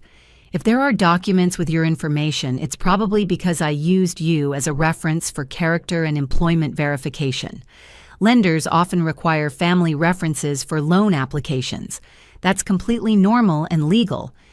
Tyler character references don't include social security numbers and bank account information. They do if the reference person agrees to be a co-signer or guarantor, which you did when we discussed family financial planning months ago. I felt dizzy listening to Tyler create an entirely fictional version of conversations that had never happened. Tyler, when specifically did we discuss me becoming a co-signer for your loans? During Christmas, when we talked about family members helping each other with major life transitions, you said you understood the importance of family financial support. Tyler, we never had that conversation. Dad's voice carried a tone of disappointment and authority. Ashlyn, it's very troubling that you're claiming conversations didn't happen when Tyler clearly remembers them. This suggests that your memory of family interactions may be compromised by work stress or other factors. I realized they were establishing a narrative where any evidence of their manipulation would be dismissed as my faulty memory or misinterpretation of normal family conversations. They'd constructed an alternative reality where Tyler's fraud was family cooperation and my self-protection was mental instability. What's really concerning, Mom added sadly, is that Ashlyn seems to believe her own family members are lying to her. That level of distrust suggests she might benefit from professional counseling to work through whatever underlying issues are affecting her relationships. Tyler's voice took on a tone of fake concern. I love my sister, but I'm worried about her. She's become paranoid and suspicious about normal family interactions. Maybe the pressure of her job is affecting her ability to think clearly about personal relationships. Maybe we should consider intervention-style family counseling, Dad suggested. Sometimes people need professional help to recognize when their thinking patterns have become distorted. As I listened to my family systematically construct a version of reality where I was mentally unstable and Tyler was an innocent victim of my delusions, I felt the last vestiges of familial love transform into something harder and more protective. They weren't just stealing my money. They weren't just committing fraud. They were attempting to gaslight me into questioning my own perception of reality, positioning themselves as concerned family members trying to help a disturbed relative who was imagining criminal behavior that didn't exist. I need to go, I said quietly. Honey, please consider family counseling, Mom said with fake maternal concern. We love you and we want to help you work through whatever is causing these trust issues and false accusations. Tyler is willing to meet with a counselor to address any concerns you have about his financial planning, Dad added. He wants to restore family harmony just as much as we do. Tyler's final comment was delivered with perfect innocence. Ashlyn, I hope you know that no matter how confused you are right now, I still love you, and I'm still hoping we can work things out. Family forgiveness is more important than family misunderstandings. After I hung up, I sat in the hotel lobby for 20 minutes listening to the recording and marveling at the sophistication of their manipulation tactics. They'd smoothly deflected every specific accusation, reframed criminal behavior as normal family planning, and positioned my accurate understanding of their fraud as evidence of mental health problems requiring professional intervention. But they'd also provided me with recorded evidence of their coordinated deception, their dismissal of documented fraud, and their attempts to manipulate my perception of reality. Marcus was going to find this recording very interesting when I returned to file additional charges for conspiracy and elder abuse. Sunday morning in Denver, I woke up with crystal clear certainty about my future. The interview with Sterling Financial Group had exceeded every expectation. Rebecca Martinez and her team were exactly the kind of colleagues I'd always hoped to work with. and the position offered challenges that would utilize every skill I'd developed while providing room for growth I'd never imagined possible. More importantly, the city itself felt like home in a way that surprised me. Walking through downtown Saturday evening, I'd experienced something I hadn't felt in years, the possibility of building a life based on my own choices rather than other people's expectations. Nobody here knew about my family's financial manipulation. Nobody here felt entitled to my success or saw my achievements as their personal opportunities. Rebecca called at 10 a.m. with news I'd been hoping to hear. "Ashlyn, we'd like to extend a formal offer for the senior financial analyst position. Are you available to discuss terms?" The offer was extraordinary. Base salary of $98,000, $20,000 signing bonus, full relocation assistance, including temporary housing and moving expenses, comprehensive benefits, package and performance bonuses that could add another $15,000 to $20,000 annually. "Rebecca, I accept your offer." "Excellent. How quickly can you relocate? We're hoping to have you start within 3 weeks if possible." I calculated the logistics of extracting myself from my current life completely. "I can be here in 2 weeks." "Perfect. I'll have our HR team coordinate the relocation services and temporary housing arrangements. Ashlyn, I want you to know how excited we are to have you join our team. Your interview responses and analytical approach impressed everyone you met with." As we discussed start dates and relocation logistics, I felt like I was planning a rescue mission rather than a career transition. Every detail arranged was another step away from people who saw my financial success as their personal resource. After finalizing the offer details, I called Marcus to discuss the legal timeline for my fraud case against Tyler. "Marcus, I need to know if I can relocate to Colorado while the identity theft charges are pending." "Absolutely. In fact, geographic distance from the perpetrators might be beneficial if they escalate their harassment tactics. Colorado has excellent victim protection laws, and Denver has resources specifically for people fleeing family financial abuse." Family financial abuse is a recognized category. Unfortunately, yes, adult children exploiting elderly parents gets more attention, but financial manipulation by parents and siblings against successful family members is increasingly common. There are support groups and legal advocacy organizations specifically for people in your situation. The idea that my experience was common enough to warrant specialized support services was both comforting and depressing.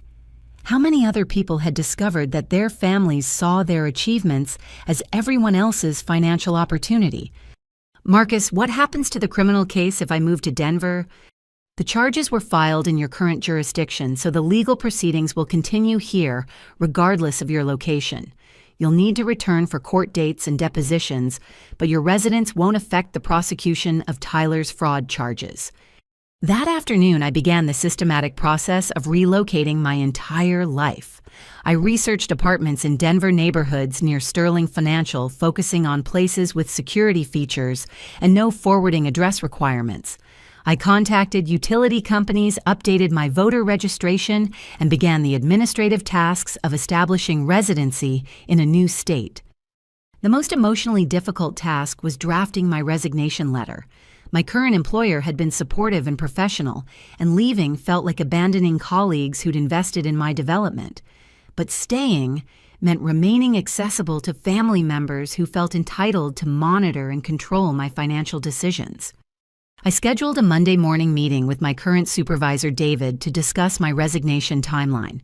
David had been a mentor for 3 years, and I owed him an honest explanation of my departure. "David, I've accepted a position in Denver that I'll be starting in 2 weeks." His expression shifted from surprise to concern. "Ashlyn, this seems very sudden. Is everything all right?" "You've seemed stressed lately, but I thought it was just the quarterly reports deadline." "I've been dealing with some serious family issues that require me to relocate for personal safety and financial security." David closed his office door and sat back down.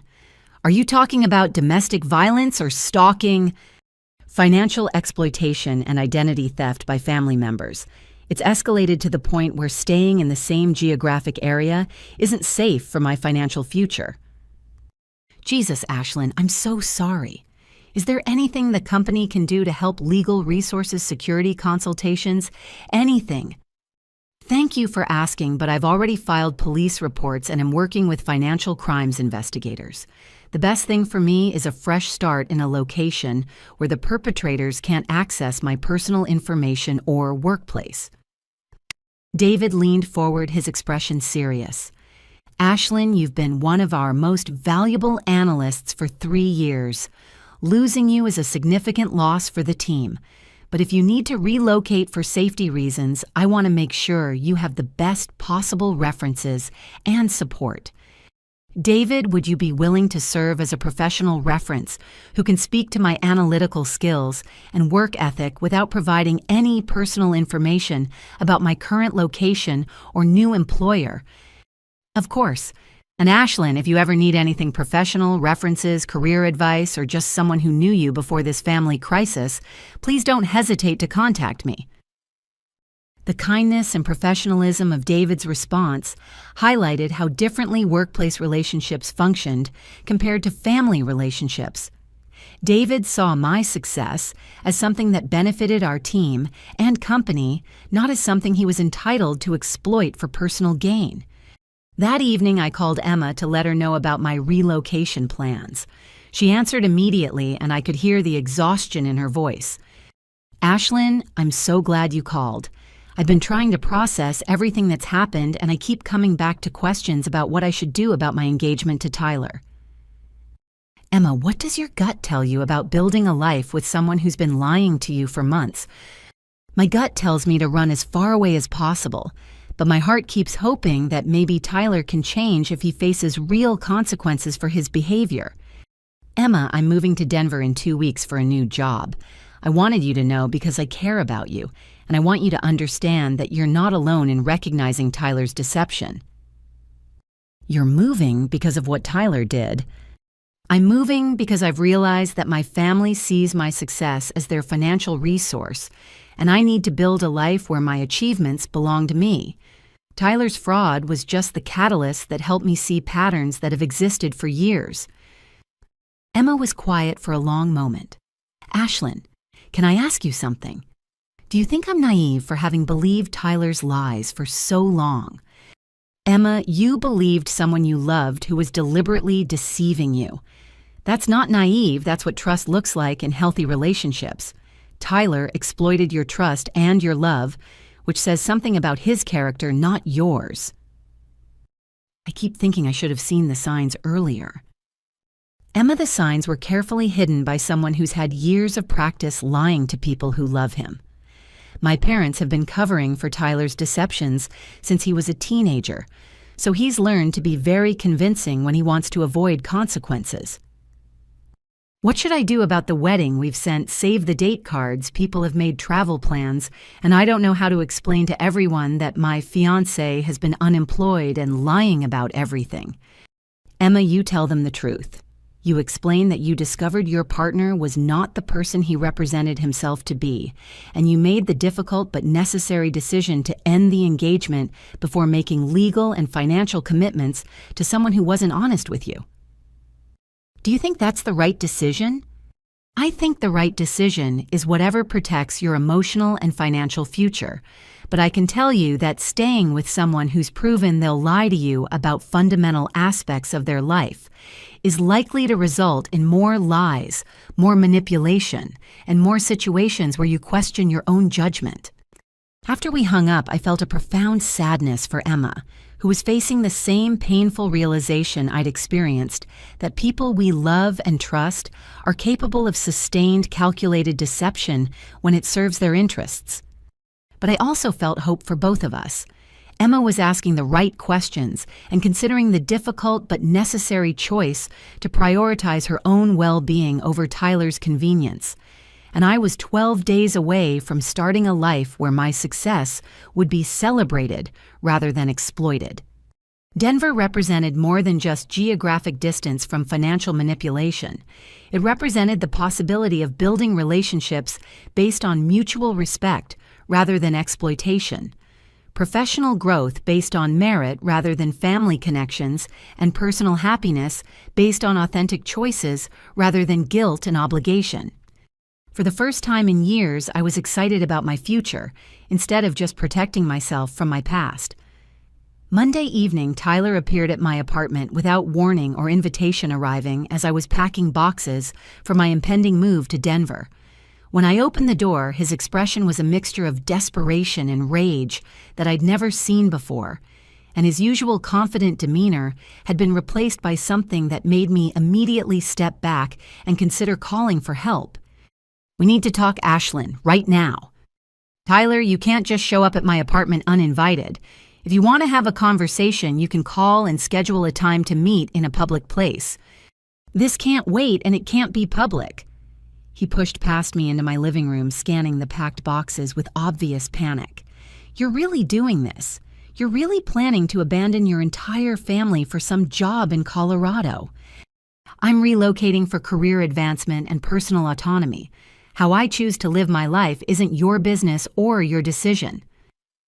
Tyler turned to face me directly, and his eyes had a wild quality that made me grateful my phone was within easy reach. "Ashlyn, I know you've been talking to people about me. I know you've been spreading lies to Emma and probably to lawyers and police. That stops right now." "Tyler, I haven't spread any lies. I've shared factual information about your unemployment, your deception, and your fraud with people who deserve to know the truth. You've destroyed my relationship with Emma.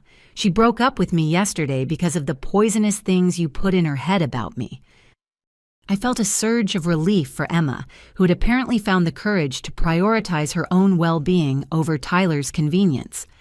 "Tyler, Emma broke up with you because she discovered that you'd been lying to her about fundamental aspects of your life for months.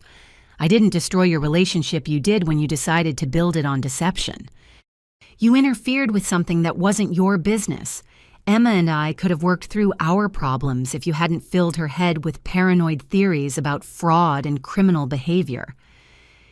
Tyler using someone else's personal information to apply for loans without their consent isn't a paranoid theory. It's identity theft, which is a federal crime. Tyler pulled out his phone and began scrolling through what appeared to be screenshots and documents. "Here's what's going to happen, Ashlyn. You're going to stop talking to lawyers, stop talking to police, and stop spreading rumors about me to family members. And you're going to cancel this ridiculous move to Colorado." "Or what?" "Or I share some very interesting information I've discovered about your plans to abandon the family that supported your education and career development." He held up his phone, showing what appeared to be emails and documents. "I've been monitoring your email and social media accounts, and I've found some fascinating details about how you've been planning this betrayal for months." My blood ran cold. Tyler accessing someone else's email accounts without permission is also a federal crime. Not when it's family members sharing information for legitimate family planning purposes. I have passwords and account access that you voluntarily provided during family technology troubleshooting sessions. I realized Tyler was referencing times when I'd asked for help with computer problems and had given him temporary access to my accounts. He'd apparently been using that access to monitor my communications without my knowledge. "What do you think you found, Tyler?" "Evidence that you've been planning to leave town to avoid your family financial responsibilities. Evidence that you've been lying to our parents about your income and assets. Evidence that you've been manipulating family members against me while pretending to be the victim of financial abuse." Tyler began reading from his phone. Email to Sterling Financial Group discussing relocation timeline and salary negotiations. Text messages with your financial advisor about hiding assets from family members. Internet searches for apartment rentals in Denver and legal advice about family financial obligations. Tyler, none of those communications contain anything illegal or inappropriate. I have every right to pursue job opportunities, relocate for career advancement, and protect my assets from unauthorized access. But they do show that you've been lying to our parents about your intentions and your financial situation. They show that you've been manipulating the narrative to make yourself look like a victim while planning to abandon family members who need your support. Tyler's confidence was returning as he outlined his blackmail strategy. Here's what's going to happen. You're going to call Rebecca Martinez and decline the Denver position. You're going to withdraw your police complaints about me. You're going to apologize to our parents for the stress and confusion you've caused. And you're going to commit to the family financial planning strategies we discussed. And if I don't, then I share all of this information with our extended family, your current employer, your new potential employer, and anyone else who might be interested in knowing how you've been manipulating family members and lying about financial abuse to cover your own selfish decisions. I stared at Tyler, marveling at his ability to reframe my self-protection as family betrayal while positioning his criminal behavior as legitimate family planning. Tyler, do you understand that you're currently committing extortion, which is also a federal crime? I'm trying to save our family from the damage you're causing with your paranoid accusations and selfish decisions. Tyler, you've now committed identity theft fraud, unauthorized access to electronic communications, and extortion. You're facing multiple felony charges that could result in years in federal prison. Only if you continue pursuing vindictive legal action against your own brother instead of working things out within the family like a normal person. I pulled out my phone and began recording our conversation. Tyler, I want you to repeat your threats about sharing my private communications unless I comply with your demands. Tyler's expression shifted to panic as he realized I was documenting his extortion attempt. Turn off that phone, Ashlyn. Tyler, you just threatened to destroy my professional relationships unless I abandon my career plans and submit to your financial manipulation. You've admitted to accessing my private email and social media accounts without authorization. You've demanded that I withdraw legitimate criminal complaints about your fraud. This is textbook extortion. You're twisting everything I said. I'm trying to find a solution that works for everyone. Tyler, the solution that works for everyone is you getting a job telling the truth to people who trust you and facing legal consequences for your criminal behavior. Tyler lunged toward me, trying to grab my phone. I stepped back quickly, maintaining distance while keeping the recording active. Tyler, you need to leave my apartment immediately. Any further contact needs to go through my attorney. Ashlyn, you're making a huge mistake. You think you can just walk away from your family and start over like we don't exist, but it doesn't work that way. We'll find ways to reach you in Colorado. We'll make sure everyone you work with knows exactly what kind of person abandons their family for money. Tyler, you just threatened to harass me across state lines, which adds federal stalking charges to your growing list of crimes. As Tyler stormed out of my apartment, slamming the door behind him, I immediately called Marcus to report the extortion attempt and discuss additional legal protections. Ashlyn, we need to file for a restraining order immediately. Tyler has escalated from fraud to direct threats, and his access to your electronic communications means he has tools for ongoing harassment. Marcus, he's also threatened to contact my new employer with false information to sabotage my career opportunities. That's defamation and interference with business relationships. We're adding those charges to the complaint along with the extortion and unauthorized access to electronic communications. As I continued packing that evening, I felt a strange mixture of fear and empowerment. Tyler's desperation confirmed that my decision to relocate was the right choice.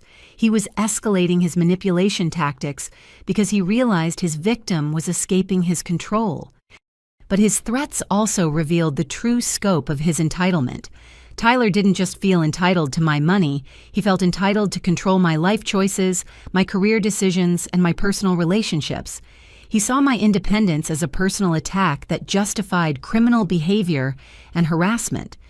In 9 days, I would be living in Denver, 900 miles away from someone who felt justified in committing multiple felonies to maintain access to my financial resources. Tyler had just provided recorded evidence that would ensure he faced serious legal consequences for his crimes. Tuesday evening, I decided it was time to stop being reactive and start being strategic. Instead of waiting for my family to ambush me with their next manipulation tactic, I would control the timing and terms of our final confrontation. I called my parents and requested a family meeting for Wednesday night, telling them I had important information to share about my future plans and Tyler's situation. Mom's eagerness to schedule the meeting confirmed that they'd been planning their own intervention. "Oh, honey, we're so glad you want to talk things through as a family. Your father and I have been hoping you'd realize that family unity is more important than temporary misunderstandings. I have some things to share that I think will clarify the situation for everyone involved." Tyler will be so relieved. He's been heartbroken about the conflict between you two, and he's eager to explain any confusion about his financial planning. I arrived at my parents' house Wednesday evening carrying a folder containing printed copies of every fraudulent document, every unauthorized credit inquiry, every piece of evidence that revealed the true scope of Tyler's criminal behavior. I also brought a small digital recorder and my phone, both fully charged and ready to capture whatever manipulation tactics they deployed. The living room was arranged like a corporate boardroom, with Dad sitting behind his desk and legal pads arranged for note-taking. Tyler sat in the corner chair, his posture defensive and his expression wary. Mom bustled around, offering coffee and snacks, her artificial cheerfulness barely masking the tension that filled the room. "Before we begin," I announced, "I want everyone to understand that this conversation is being recorded for legal documentation purposes." Dad's confident expression faltered. "Ashlyn, that's hardly necessary for a family discussion." "Dad, this isn't a family discussion. This is a legal documentation session where I'm going to present evidence of criminal behavior and offer Tyler one final opportunity to resolve this situation without spending years in federal prison." Tyler shifted uncomfortably. "Ashlyn, you're being overly dramatic about normal family financial conversations." I opened my folder and spread the documents across Dad's desk with systematic precision. "Tyler, here are copies of loan applications bearing your signature and my forged signature, submitted to 3 different lending institutions without my knowledge or consent." Dad leaned forward to examine the documents, his face growing pale as he read the details. "Tyler, what are these?" "Dad, those are just preliminary applications I submitted to research our borrowing options. Ashlyn knew I was exploring financial possibilities for the wedding and house purchase." I placed the next set of documents on the desk. "Here are records showing unauthorized access to my credit report from multiple institutions over a 2-month period. Here are copies of business account applications using my personal information to establish Morrison Photography Services, with Tyler as the authorized signer." Mom's coffee cup rattled against its saucer as she set it down. "Tyler, honey, you didn't tell us about business account applications." "Mom, I was trying to establish proper business banking to formalize my photography income. Using family references for account setup is completely normal." I pulled out the employment verification request from my HR department. "Here's documentation that Tyler's loan applications triggered employment verification requests to my workplace. My employer nearly released confidential salary information to lending institutions for loans I never applied for." Dad's expression was shifting from confusion to alarm as the scope of Tyler's deception became clear. "Son, did you really use your sister's employment information without her permission?" "Dad, I used publicly available information for legitimate financial planning purposes. Ashlyn is exaggerating the significance of standard loan application procedures." I placed the final set of documents on the desk, screenshots of Tyler's credit report showing 6 months of unemployment records, of his firing for theft from his previous employer, and evidence of significant credit card debt he'd been hiding from everyone. Here's Tyler's actual employment and financial situation. He was fired from his last job for stealing money from the register. He's been unemployed for 6 months, not building his photography business. He has $17,000 in credit card debt and no legitimate income source. The silence that followed was deafening. Mom stared at the documents with growing horror while Dad's face flushed red with embarrassment and anger. "Tyler," Dad said quietly, "is this information accurate?" Tyler's confident facade finally crumbled completely. "Dad, the employment situation has been challenging, but I've been working towards solutions. The photography business is growing slowly, and I needed some bridge financing to get established properly. Tyler, bridge financing doesn't require forging your sister's signature on loan applications. Mom said, her voice barely above a whisper. I pulled out my phone and played portions of Tyler's extortion attempt from the night before, where he'd admitted to accessing my email accounts and threatened to sabotage my career opportunities. Here's Tyler threatening to destroy my professional relationships unless I submit to his financial demands and cancel my relocation to Colorado. Dad listened to his son's recorded threats with an expression of complete shock. Tyler, did you really threaten your sister's career over this financial conflict? Dad, I was trying to prevent Ashlyn from destroying our family over money. She's planning to abandon all of us for a job in another state, and I was trying to make her understand the consequences of that decision. Tyler, the consequences of my career decisions are my responsibility to consider, not yours to control through criminal threats. I looked around the room at my family members, watching them grapple with evidence that their golden child had been systematically committing federal crimes while lying to everyone who trusted him. Here's what's going to happen, I continued. Tomorrow morning, I'm meeting with Detective Sarah Chen from the Financial Crimes Division to file formal charges for identity theft fraud, forgery, extortion, and elder financial abuse related to Tyler's attempts to manipulate Nana's savings. Tyler shot to his feet. Ashlyn, you can't report your own brother to the police over family financial disagreements. Tyler, these aren't family financial disagreements. These are serious crimes that could have destroyed my credit, my career, and my financial future. You've also put Nana's retirement security at risk with your lies about needing money for house purchases. Mom began crying softly. How did this happen?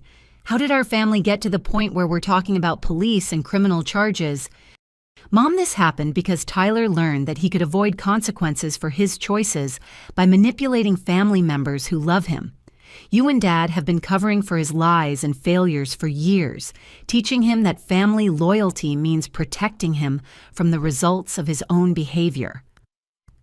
Dad cleared his throat, his voice heavy with defeat. Ashlyn, is there any way to resolve this without involving law enforcement? Tyler is still our son, and criminal charges would destroy his future. Dad, Tyler destroyed his own future when he chose to commit crimes instead of getting a job and telling the truth to people who trust him. My choice is whether to be complicit in covering up his crimes or to protect myself and other potential victims from further exploitation. Tyler fell back into his chair, finally understanding that his manipulation tactics had failed and his criminal behavior would have consequences. What do you want from me, Ashlyn? I want you to contact every vendor you signed contracts with using my name and explain that you committed fraud. I want you to withdraw every loan application that includes my information. I want you to admit to Emma that you've been lying to her about your employment and financial situation. And I want you to get professional help for whatever psychological issues make you feel entitled to steal from people who love you. And if I do all that, you'll drop the criminal charges. Tyler, I'll consider recommending reduced charges in exchange for full restitution and genuine accountability. But the criminal investigation is proceeding regardless of your cooperation, because you've committed serious crimes that extend far beyond just affecting me. As I packed up my evidence folder, I looked at my parents one final time. Mom, Dad, I want you to understand that I love you, but I can't allow that love to be weaponized against my financial security and personal autonomy. Tyler's crimes forced me to choose between protecting myself and protecting him from consequences. I choose protecting myself. Dad nodded slowly, his shoulders sagging with the weight of reality. Ashlyn, we never intended for family loyalty to become financial exploitation. We thought we were helping Tyler transition to adulthood. Dad, helping Tyler transition to adulthood would have involved teaching him to take responsibility for his choices, not teaching him that he could manipulate family members into funding his mistakes. As I left my childhood home for what I suspected might be the final time, I felt a profound sense of closure mixed with sadness.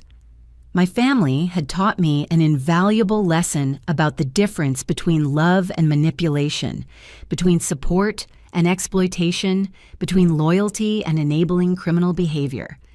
Tomorrow, Tyler would begin facing consequences for his crimes, and in 6 days, I would begin my new life in Denver, surrounded by people who celebrated my success rather than seeing it as their personal opportunity. Thursday morning brought a phone call that confirmed my family's true priorities when forced to choose between accountability and denial. Mom called at 7:15 a.m., her voice shrill with panic and accusation. "Ashlyn, how could you do this to us? Tyler came home last night devastated, and your father and I have been up all night trying to figure out how to fix the damage you've caused to this family." "Mom, what damage are you referring to?" "The damage of threatening your brother with prison over what amounts to family financial miscommunication. The damage of destroying Tyler's relationship with Emma over temporary employment challenges. The damage of planning to abandon your family during the most difficult time we've ever faced." I realized that instead of confronting Tyler about his criminal behavior, my parents had spent the night consoling him and rebuilding their narrative of victimization. "Mom, Tyler committed identity theft, fraud, and extortion. These aren't miscommunications or temporary challenges. These are serious crimes with serious consequences. Tyler made some mistakes, but family should handle family problems internally. You don't send your own brother to prison over money, Ashlyn. You just don't do that to people you're supposed to love. Mom, Tyler stole my identity to borrow over $100,000 without my consent.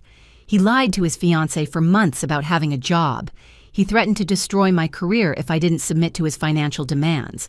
These aren't mistakes. These are patterns of criminal behavior. You're exaggerating everything to justify your selfish decision to abandon your family responsibilities. Tyler is young and overwhelmed, and instead of helping him learn from his errors, you're trying to destroy his entire future." Dad picked up the extension, his voice carrying a tone of authority and disappointment I remembered from childhood discipline sessions. "Ashlyn, we've made a decision as a family. We're going to hire a lawyer to contest these ridiculous criminal charges, and we're going to seek professional mediation to resolve this conflict without destroying Tyler's life." "Dad, you can hire whatever lawyers you want, but Tyler's criminal behavior has been thoroughly documented and reported to federal authorities.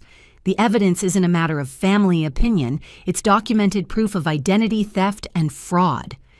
Tyler's voice joined the call, and his tone oscillated between fake remorse and barely controlled rage.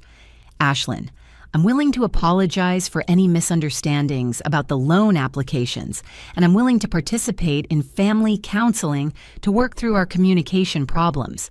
But I'm not going to let you send me to prison over family financial planning that got complicated. Tyler, you forged my signature on federal loan documents. You accessed my personal accounts without authorization. You threatened to sabotage my career opportunities. These aren't communication problems. These are felonies. I never meant for things to get this complicated. I was just trying to find ways to fund the wedding and house purchase that would benefit the whole family. Maybe I should have communicated more clearly about involving you in the financial planning, but my intentions were good." I marveled at Tyler's ability to reframe systematic criminal behavior as communication issues with good intentions. "Tyler, your intentions were to steal over $100,000 using my credit and identity. There's no communication framework that makes that behavior acceptable or legal." Mom's voice became increasingly shrill. "Ashlyn, you're being absolutely heartless. Tyler is your baby brother, and he's scared and confused about how his efforts to help the family have been twisted into criminal accusations. Can't you find some compassion for someone you've known and loved his entire life?" Mom, compassion doesn't require enabling criminal behavior.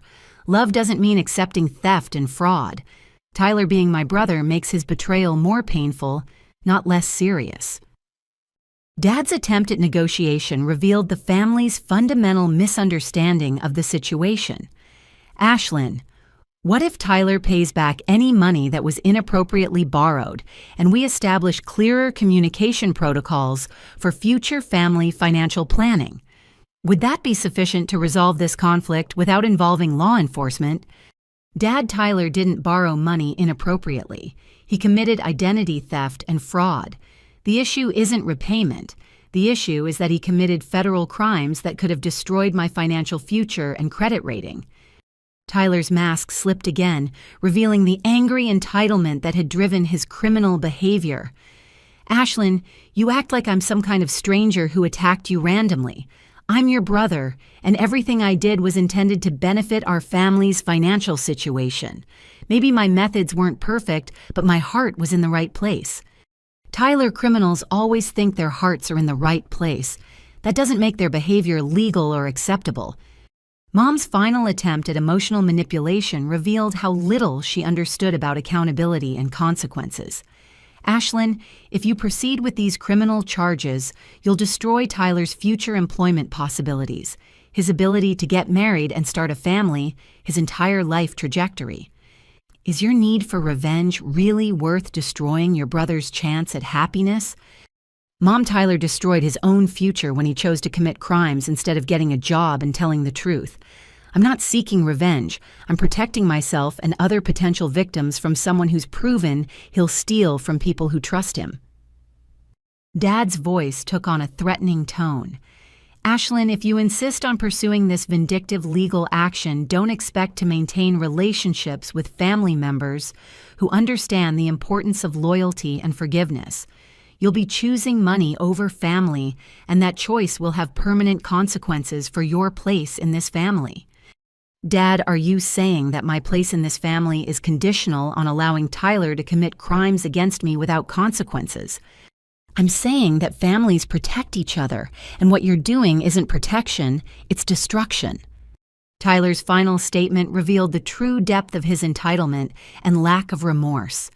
Ashlyn, I want you to know that whatever happens with these legal proceedings, I don't blame you for overreacting to what seemed like betrayal. You're my sister, and I love you, and I hope someday you'll understand that everything I did was motivated by family love and financial necessity. After hanging up, I sat in my nearly empty apartment surrounded by boxes packed for my move to Denver and felt a profound sense of clarity about my decision to relocate. My family had chosen to protect Tyler's criminal behavior rather than acknowledge its seriousness. They'd chosen denial over accountability, enabling over consequences, and Tyler's convenience over my safety. That afternoon, I met with Detective Chen to provide the complete documentation of Tyler's crimes and my family's attempts to pressure me into dropping the charges. Detective Chen's response validated everything I'd experienced. Ms. Morrison family financial exploitation cases often involve exactly this kind of pressure, where relatives try to convince victims that love requires accepting criminal behavior. Your family's reaction is unfortunately typical. They're more concerned with protecting the perpetrator from consequences than protecting you from further victimization. Detective Chen, will their attempts to pressure me into dropping charges affect the prosecution? Actually, their pressure tactics strengthen the case because they demonstrate consciousness of guilt.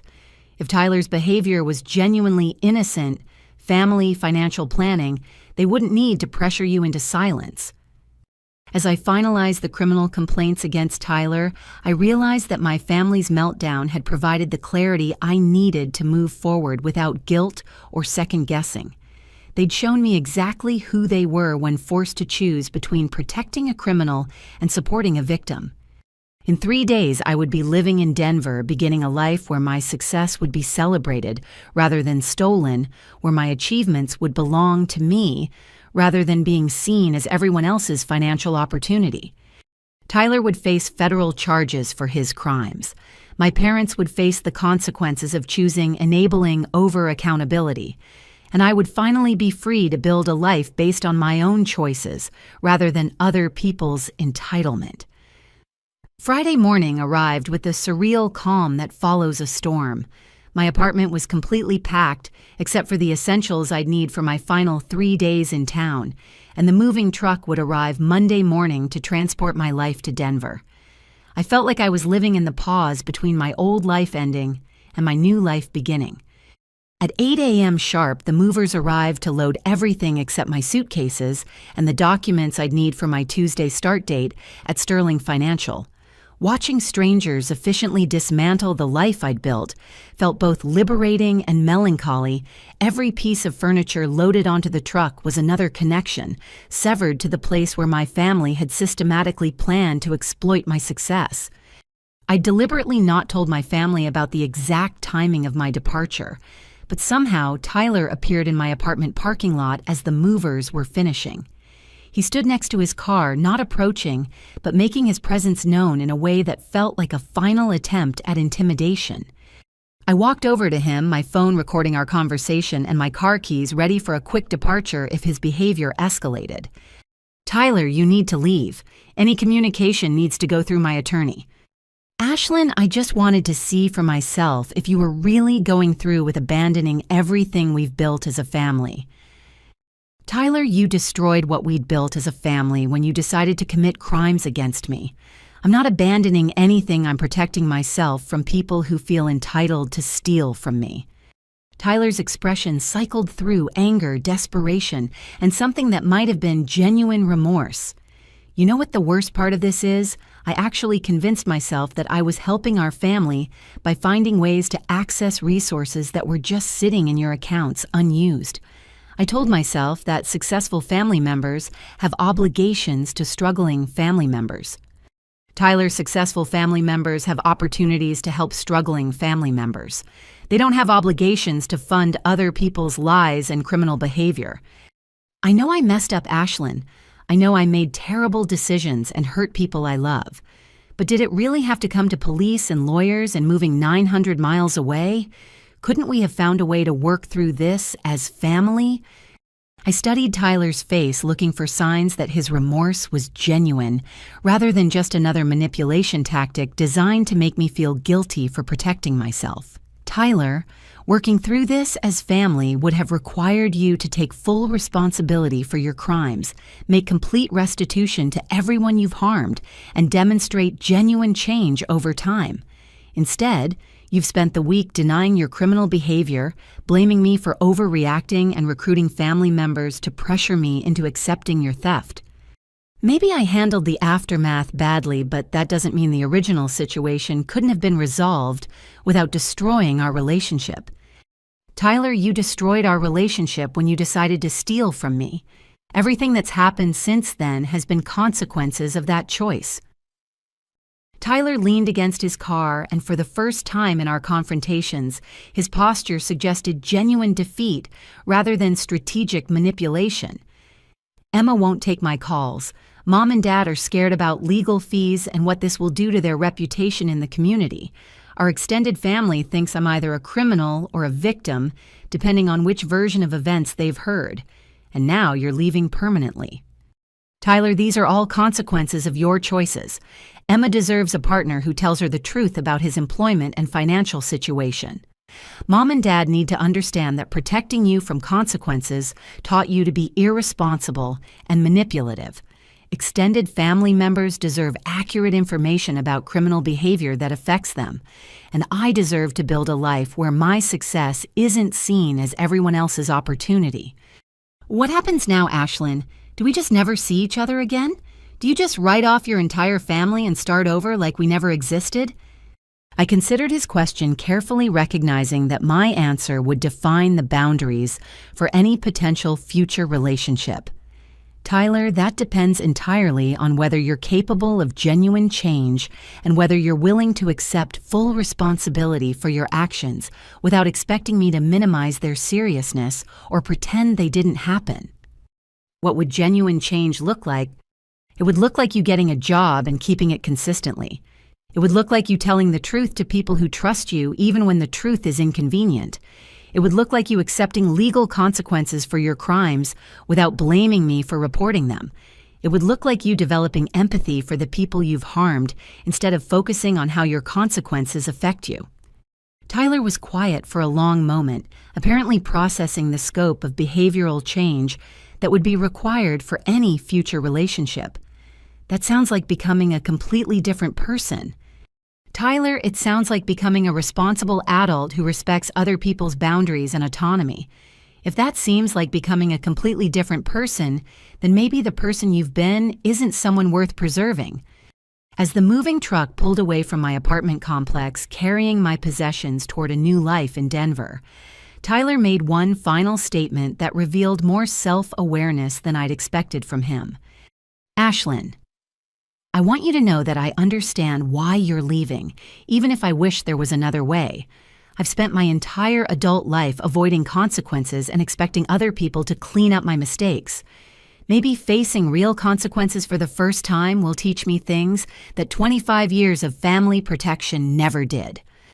Tyler, I hope you're right about that. But even if you change completely, it doesn't obligate me to rebuild a relationship that was based on my willingness to be exploited. I know.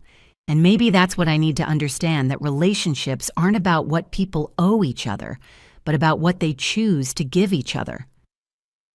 I drove away from my old apartment past the neighborhood where I'd grown up, past the family home, where conversations about making me pay for everything had shattered my sense of belonging, toward the airport where I'd catch my flight to Denver, and the life I'd built for myself through merit rather than manipulation.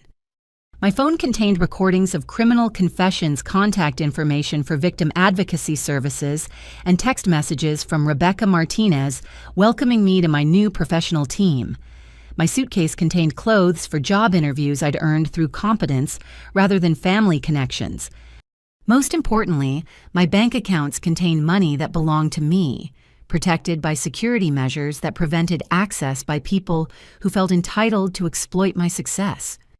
As my plane lifted off toward Denver and the Rocky Mountains came into view, I felt something I hadn't experienced in years: excitement about a future that would be determined by my own choices rather than other people's expectations. Tyler would face federal charges for his crimes. My parents would learn that protecting criminals from consequences doesn't constitute love or loyalty. And I would finally discover what it felt like to be valued for who I was, rather than what I could provide.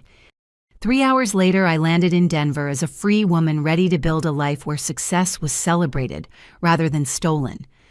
6 months later, I stood in my Denver apartment's living room surrounded by colleagues from Sterling Financial, who'd come to celebrate my first major client presentation success. The floor-to-ceiling windows offered a spectacular view of the Rocky Mountains, and the space felt like home in a way that my previous life never had. Rebecca Martinez raised her glass of champagne. To Ashlyn Morrison, whose analysis of the Morrison Healthcare restructuring, no relation intended, just landed us our biggest client contract of the year. Everyone laughed at the coincidence of my surname matching our new client, but I felt a deeper irony in rebuilding my professional identity using the same last name that had once made me a target for family financial exploitation. In Denver, Morrison represented competence and analytical excellence, rather than familial obligation to fund other people's poor decisions. Marcus had flown in from my hometown to attend the celebration, and our relationship had deepened from professional financial advisor to genuine romantic partnership. He understood the journey I'd taken from family exploitation to personal autonomy, and he celebrated my success without calculating how it might benefit him financially. Ashlyn, Marcus said privately as the party wound down, I have some updates about Tyler's legal situation if you're ready to hear them. I'm ready. Tyler pled guilty to federal identity theft and fraud charges 3 weeks ago. He received 2 years in federal prison with supervised probation afterward. The plea agreement required full restitution to you and formal apologies to every person he deceived, including Emma. How did he seem during the sentencing? According to Detective Chen, Tyler appeared to genuinely understand the seriousness of his crimes for the first time. He didn't blame you or minimize his behavior during his statement to the court. He took full responsibility and expressed genuine remorse for the harm he'd caused. I felt a complex mixture of sadness and relief. Tyler was finally facing consequences for his criminal behavior, but the consequences were also destroying any possibility of rebuilding our relationship in the foreseeable future. Marcus, what about my parents? They've been attending family therapy to understand how their enabling behavior contributed to Tyler's criminal development. Your father sent you a letter. Detective Chen forwarded it through your attorney to ensure no inappropriate contact. I read Dad's letter that evening, sitting in my home office overlooking the Denver skyline.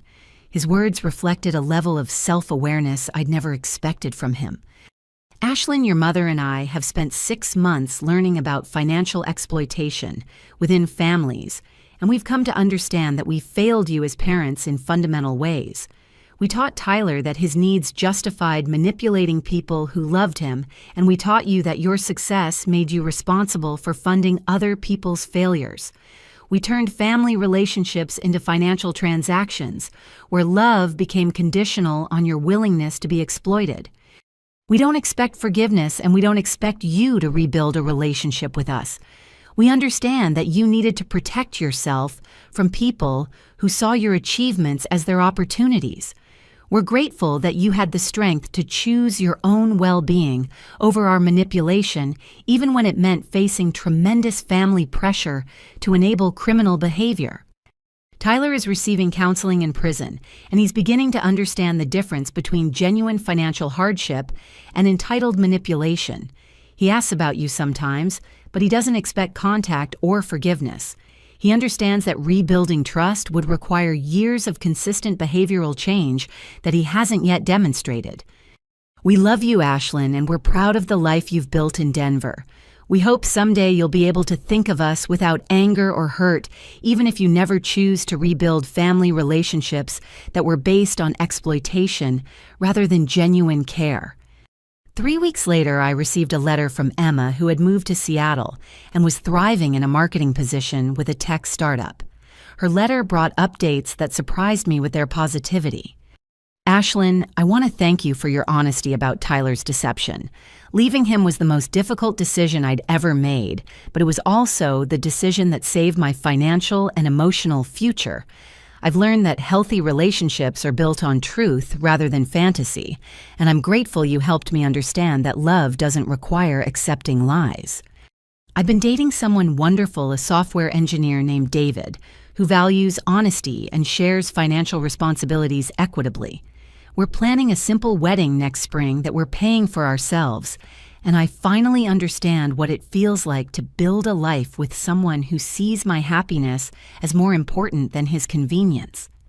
Tyler has written to apologize for his deception, and his letters suggest genuine remorse and personal growth. I don't plan to maintain contact with him, but I hope prison counseling helps him become someone capable of honest relationships in the future.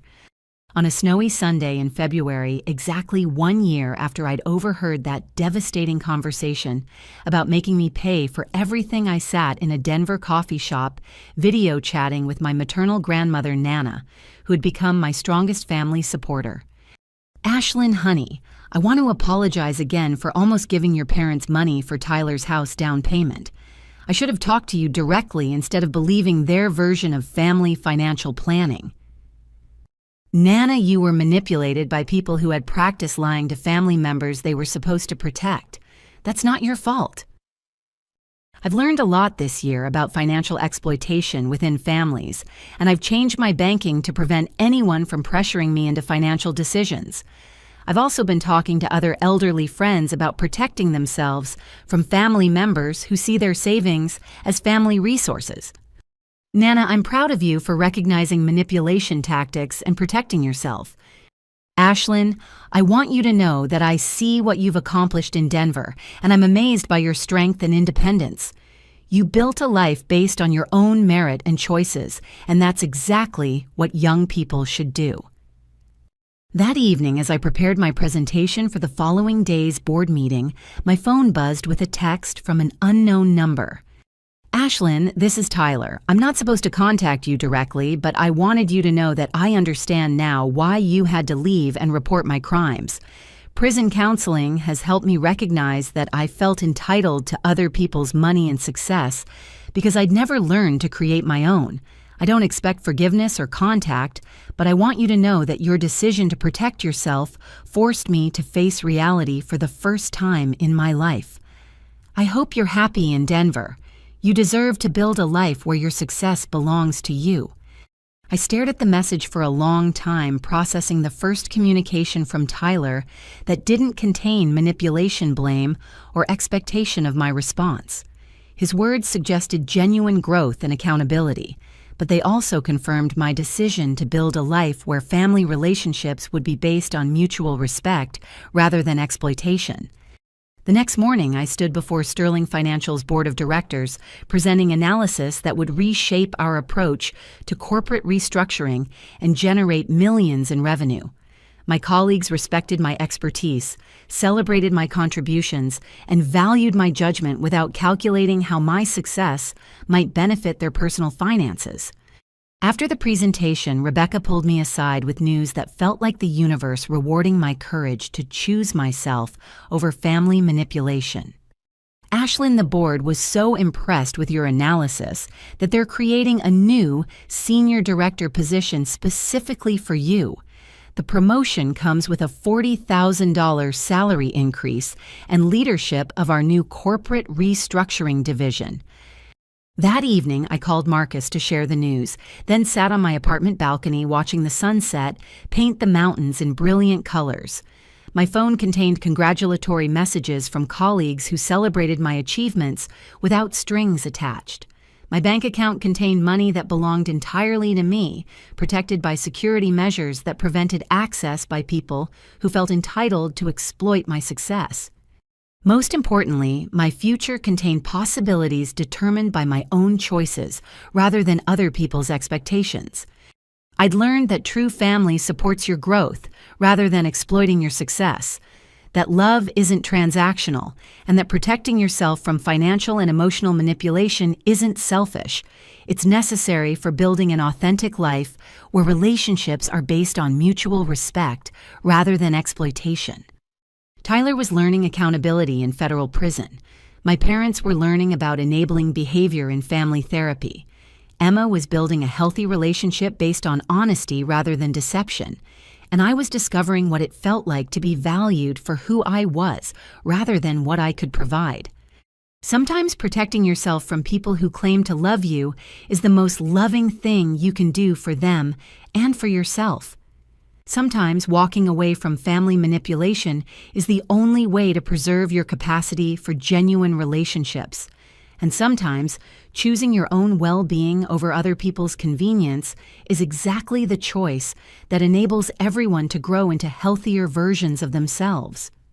As the stars emerged over the Denver skyline, I felt grateful for the painful conversation that had forced me to choose between accepting exploitation and choosing freedom.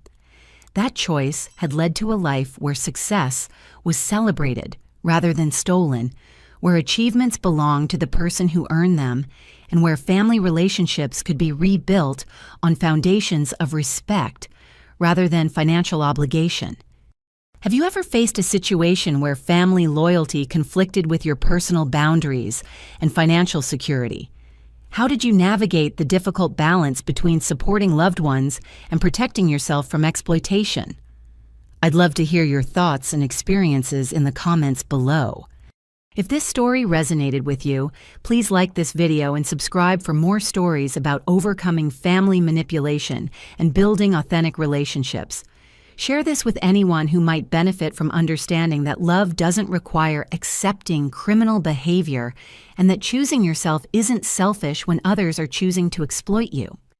Thank you for joining me on this journey from family exploitation to personal freedom. Remember that your success belongs to you. Your boundaries are valid, and your future should be determined by your own choices rather than other people's entitlement. Wishing you the courage to choose yourself when others choose to manipulate you, and the wisdom to build relationships based on mutual respect rather than financial obligation.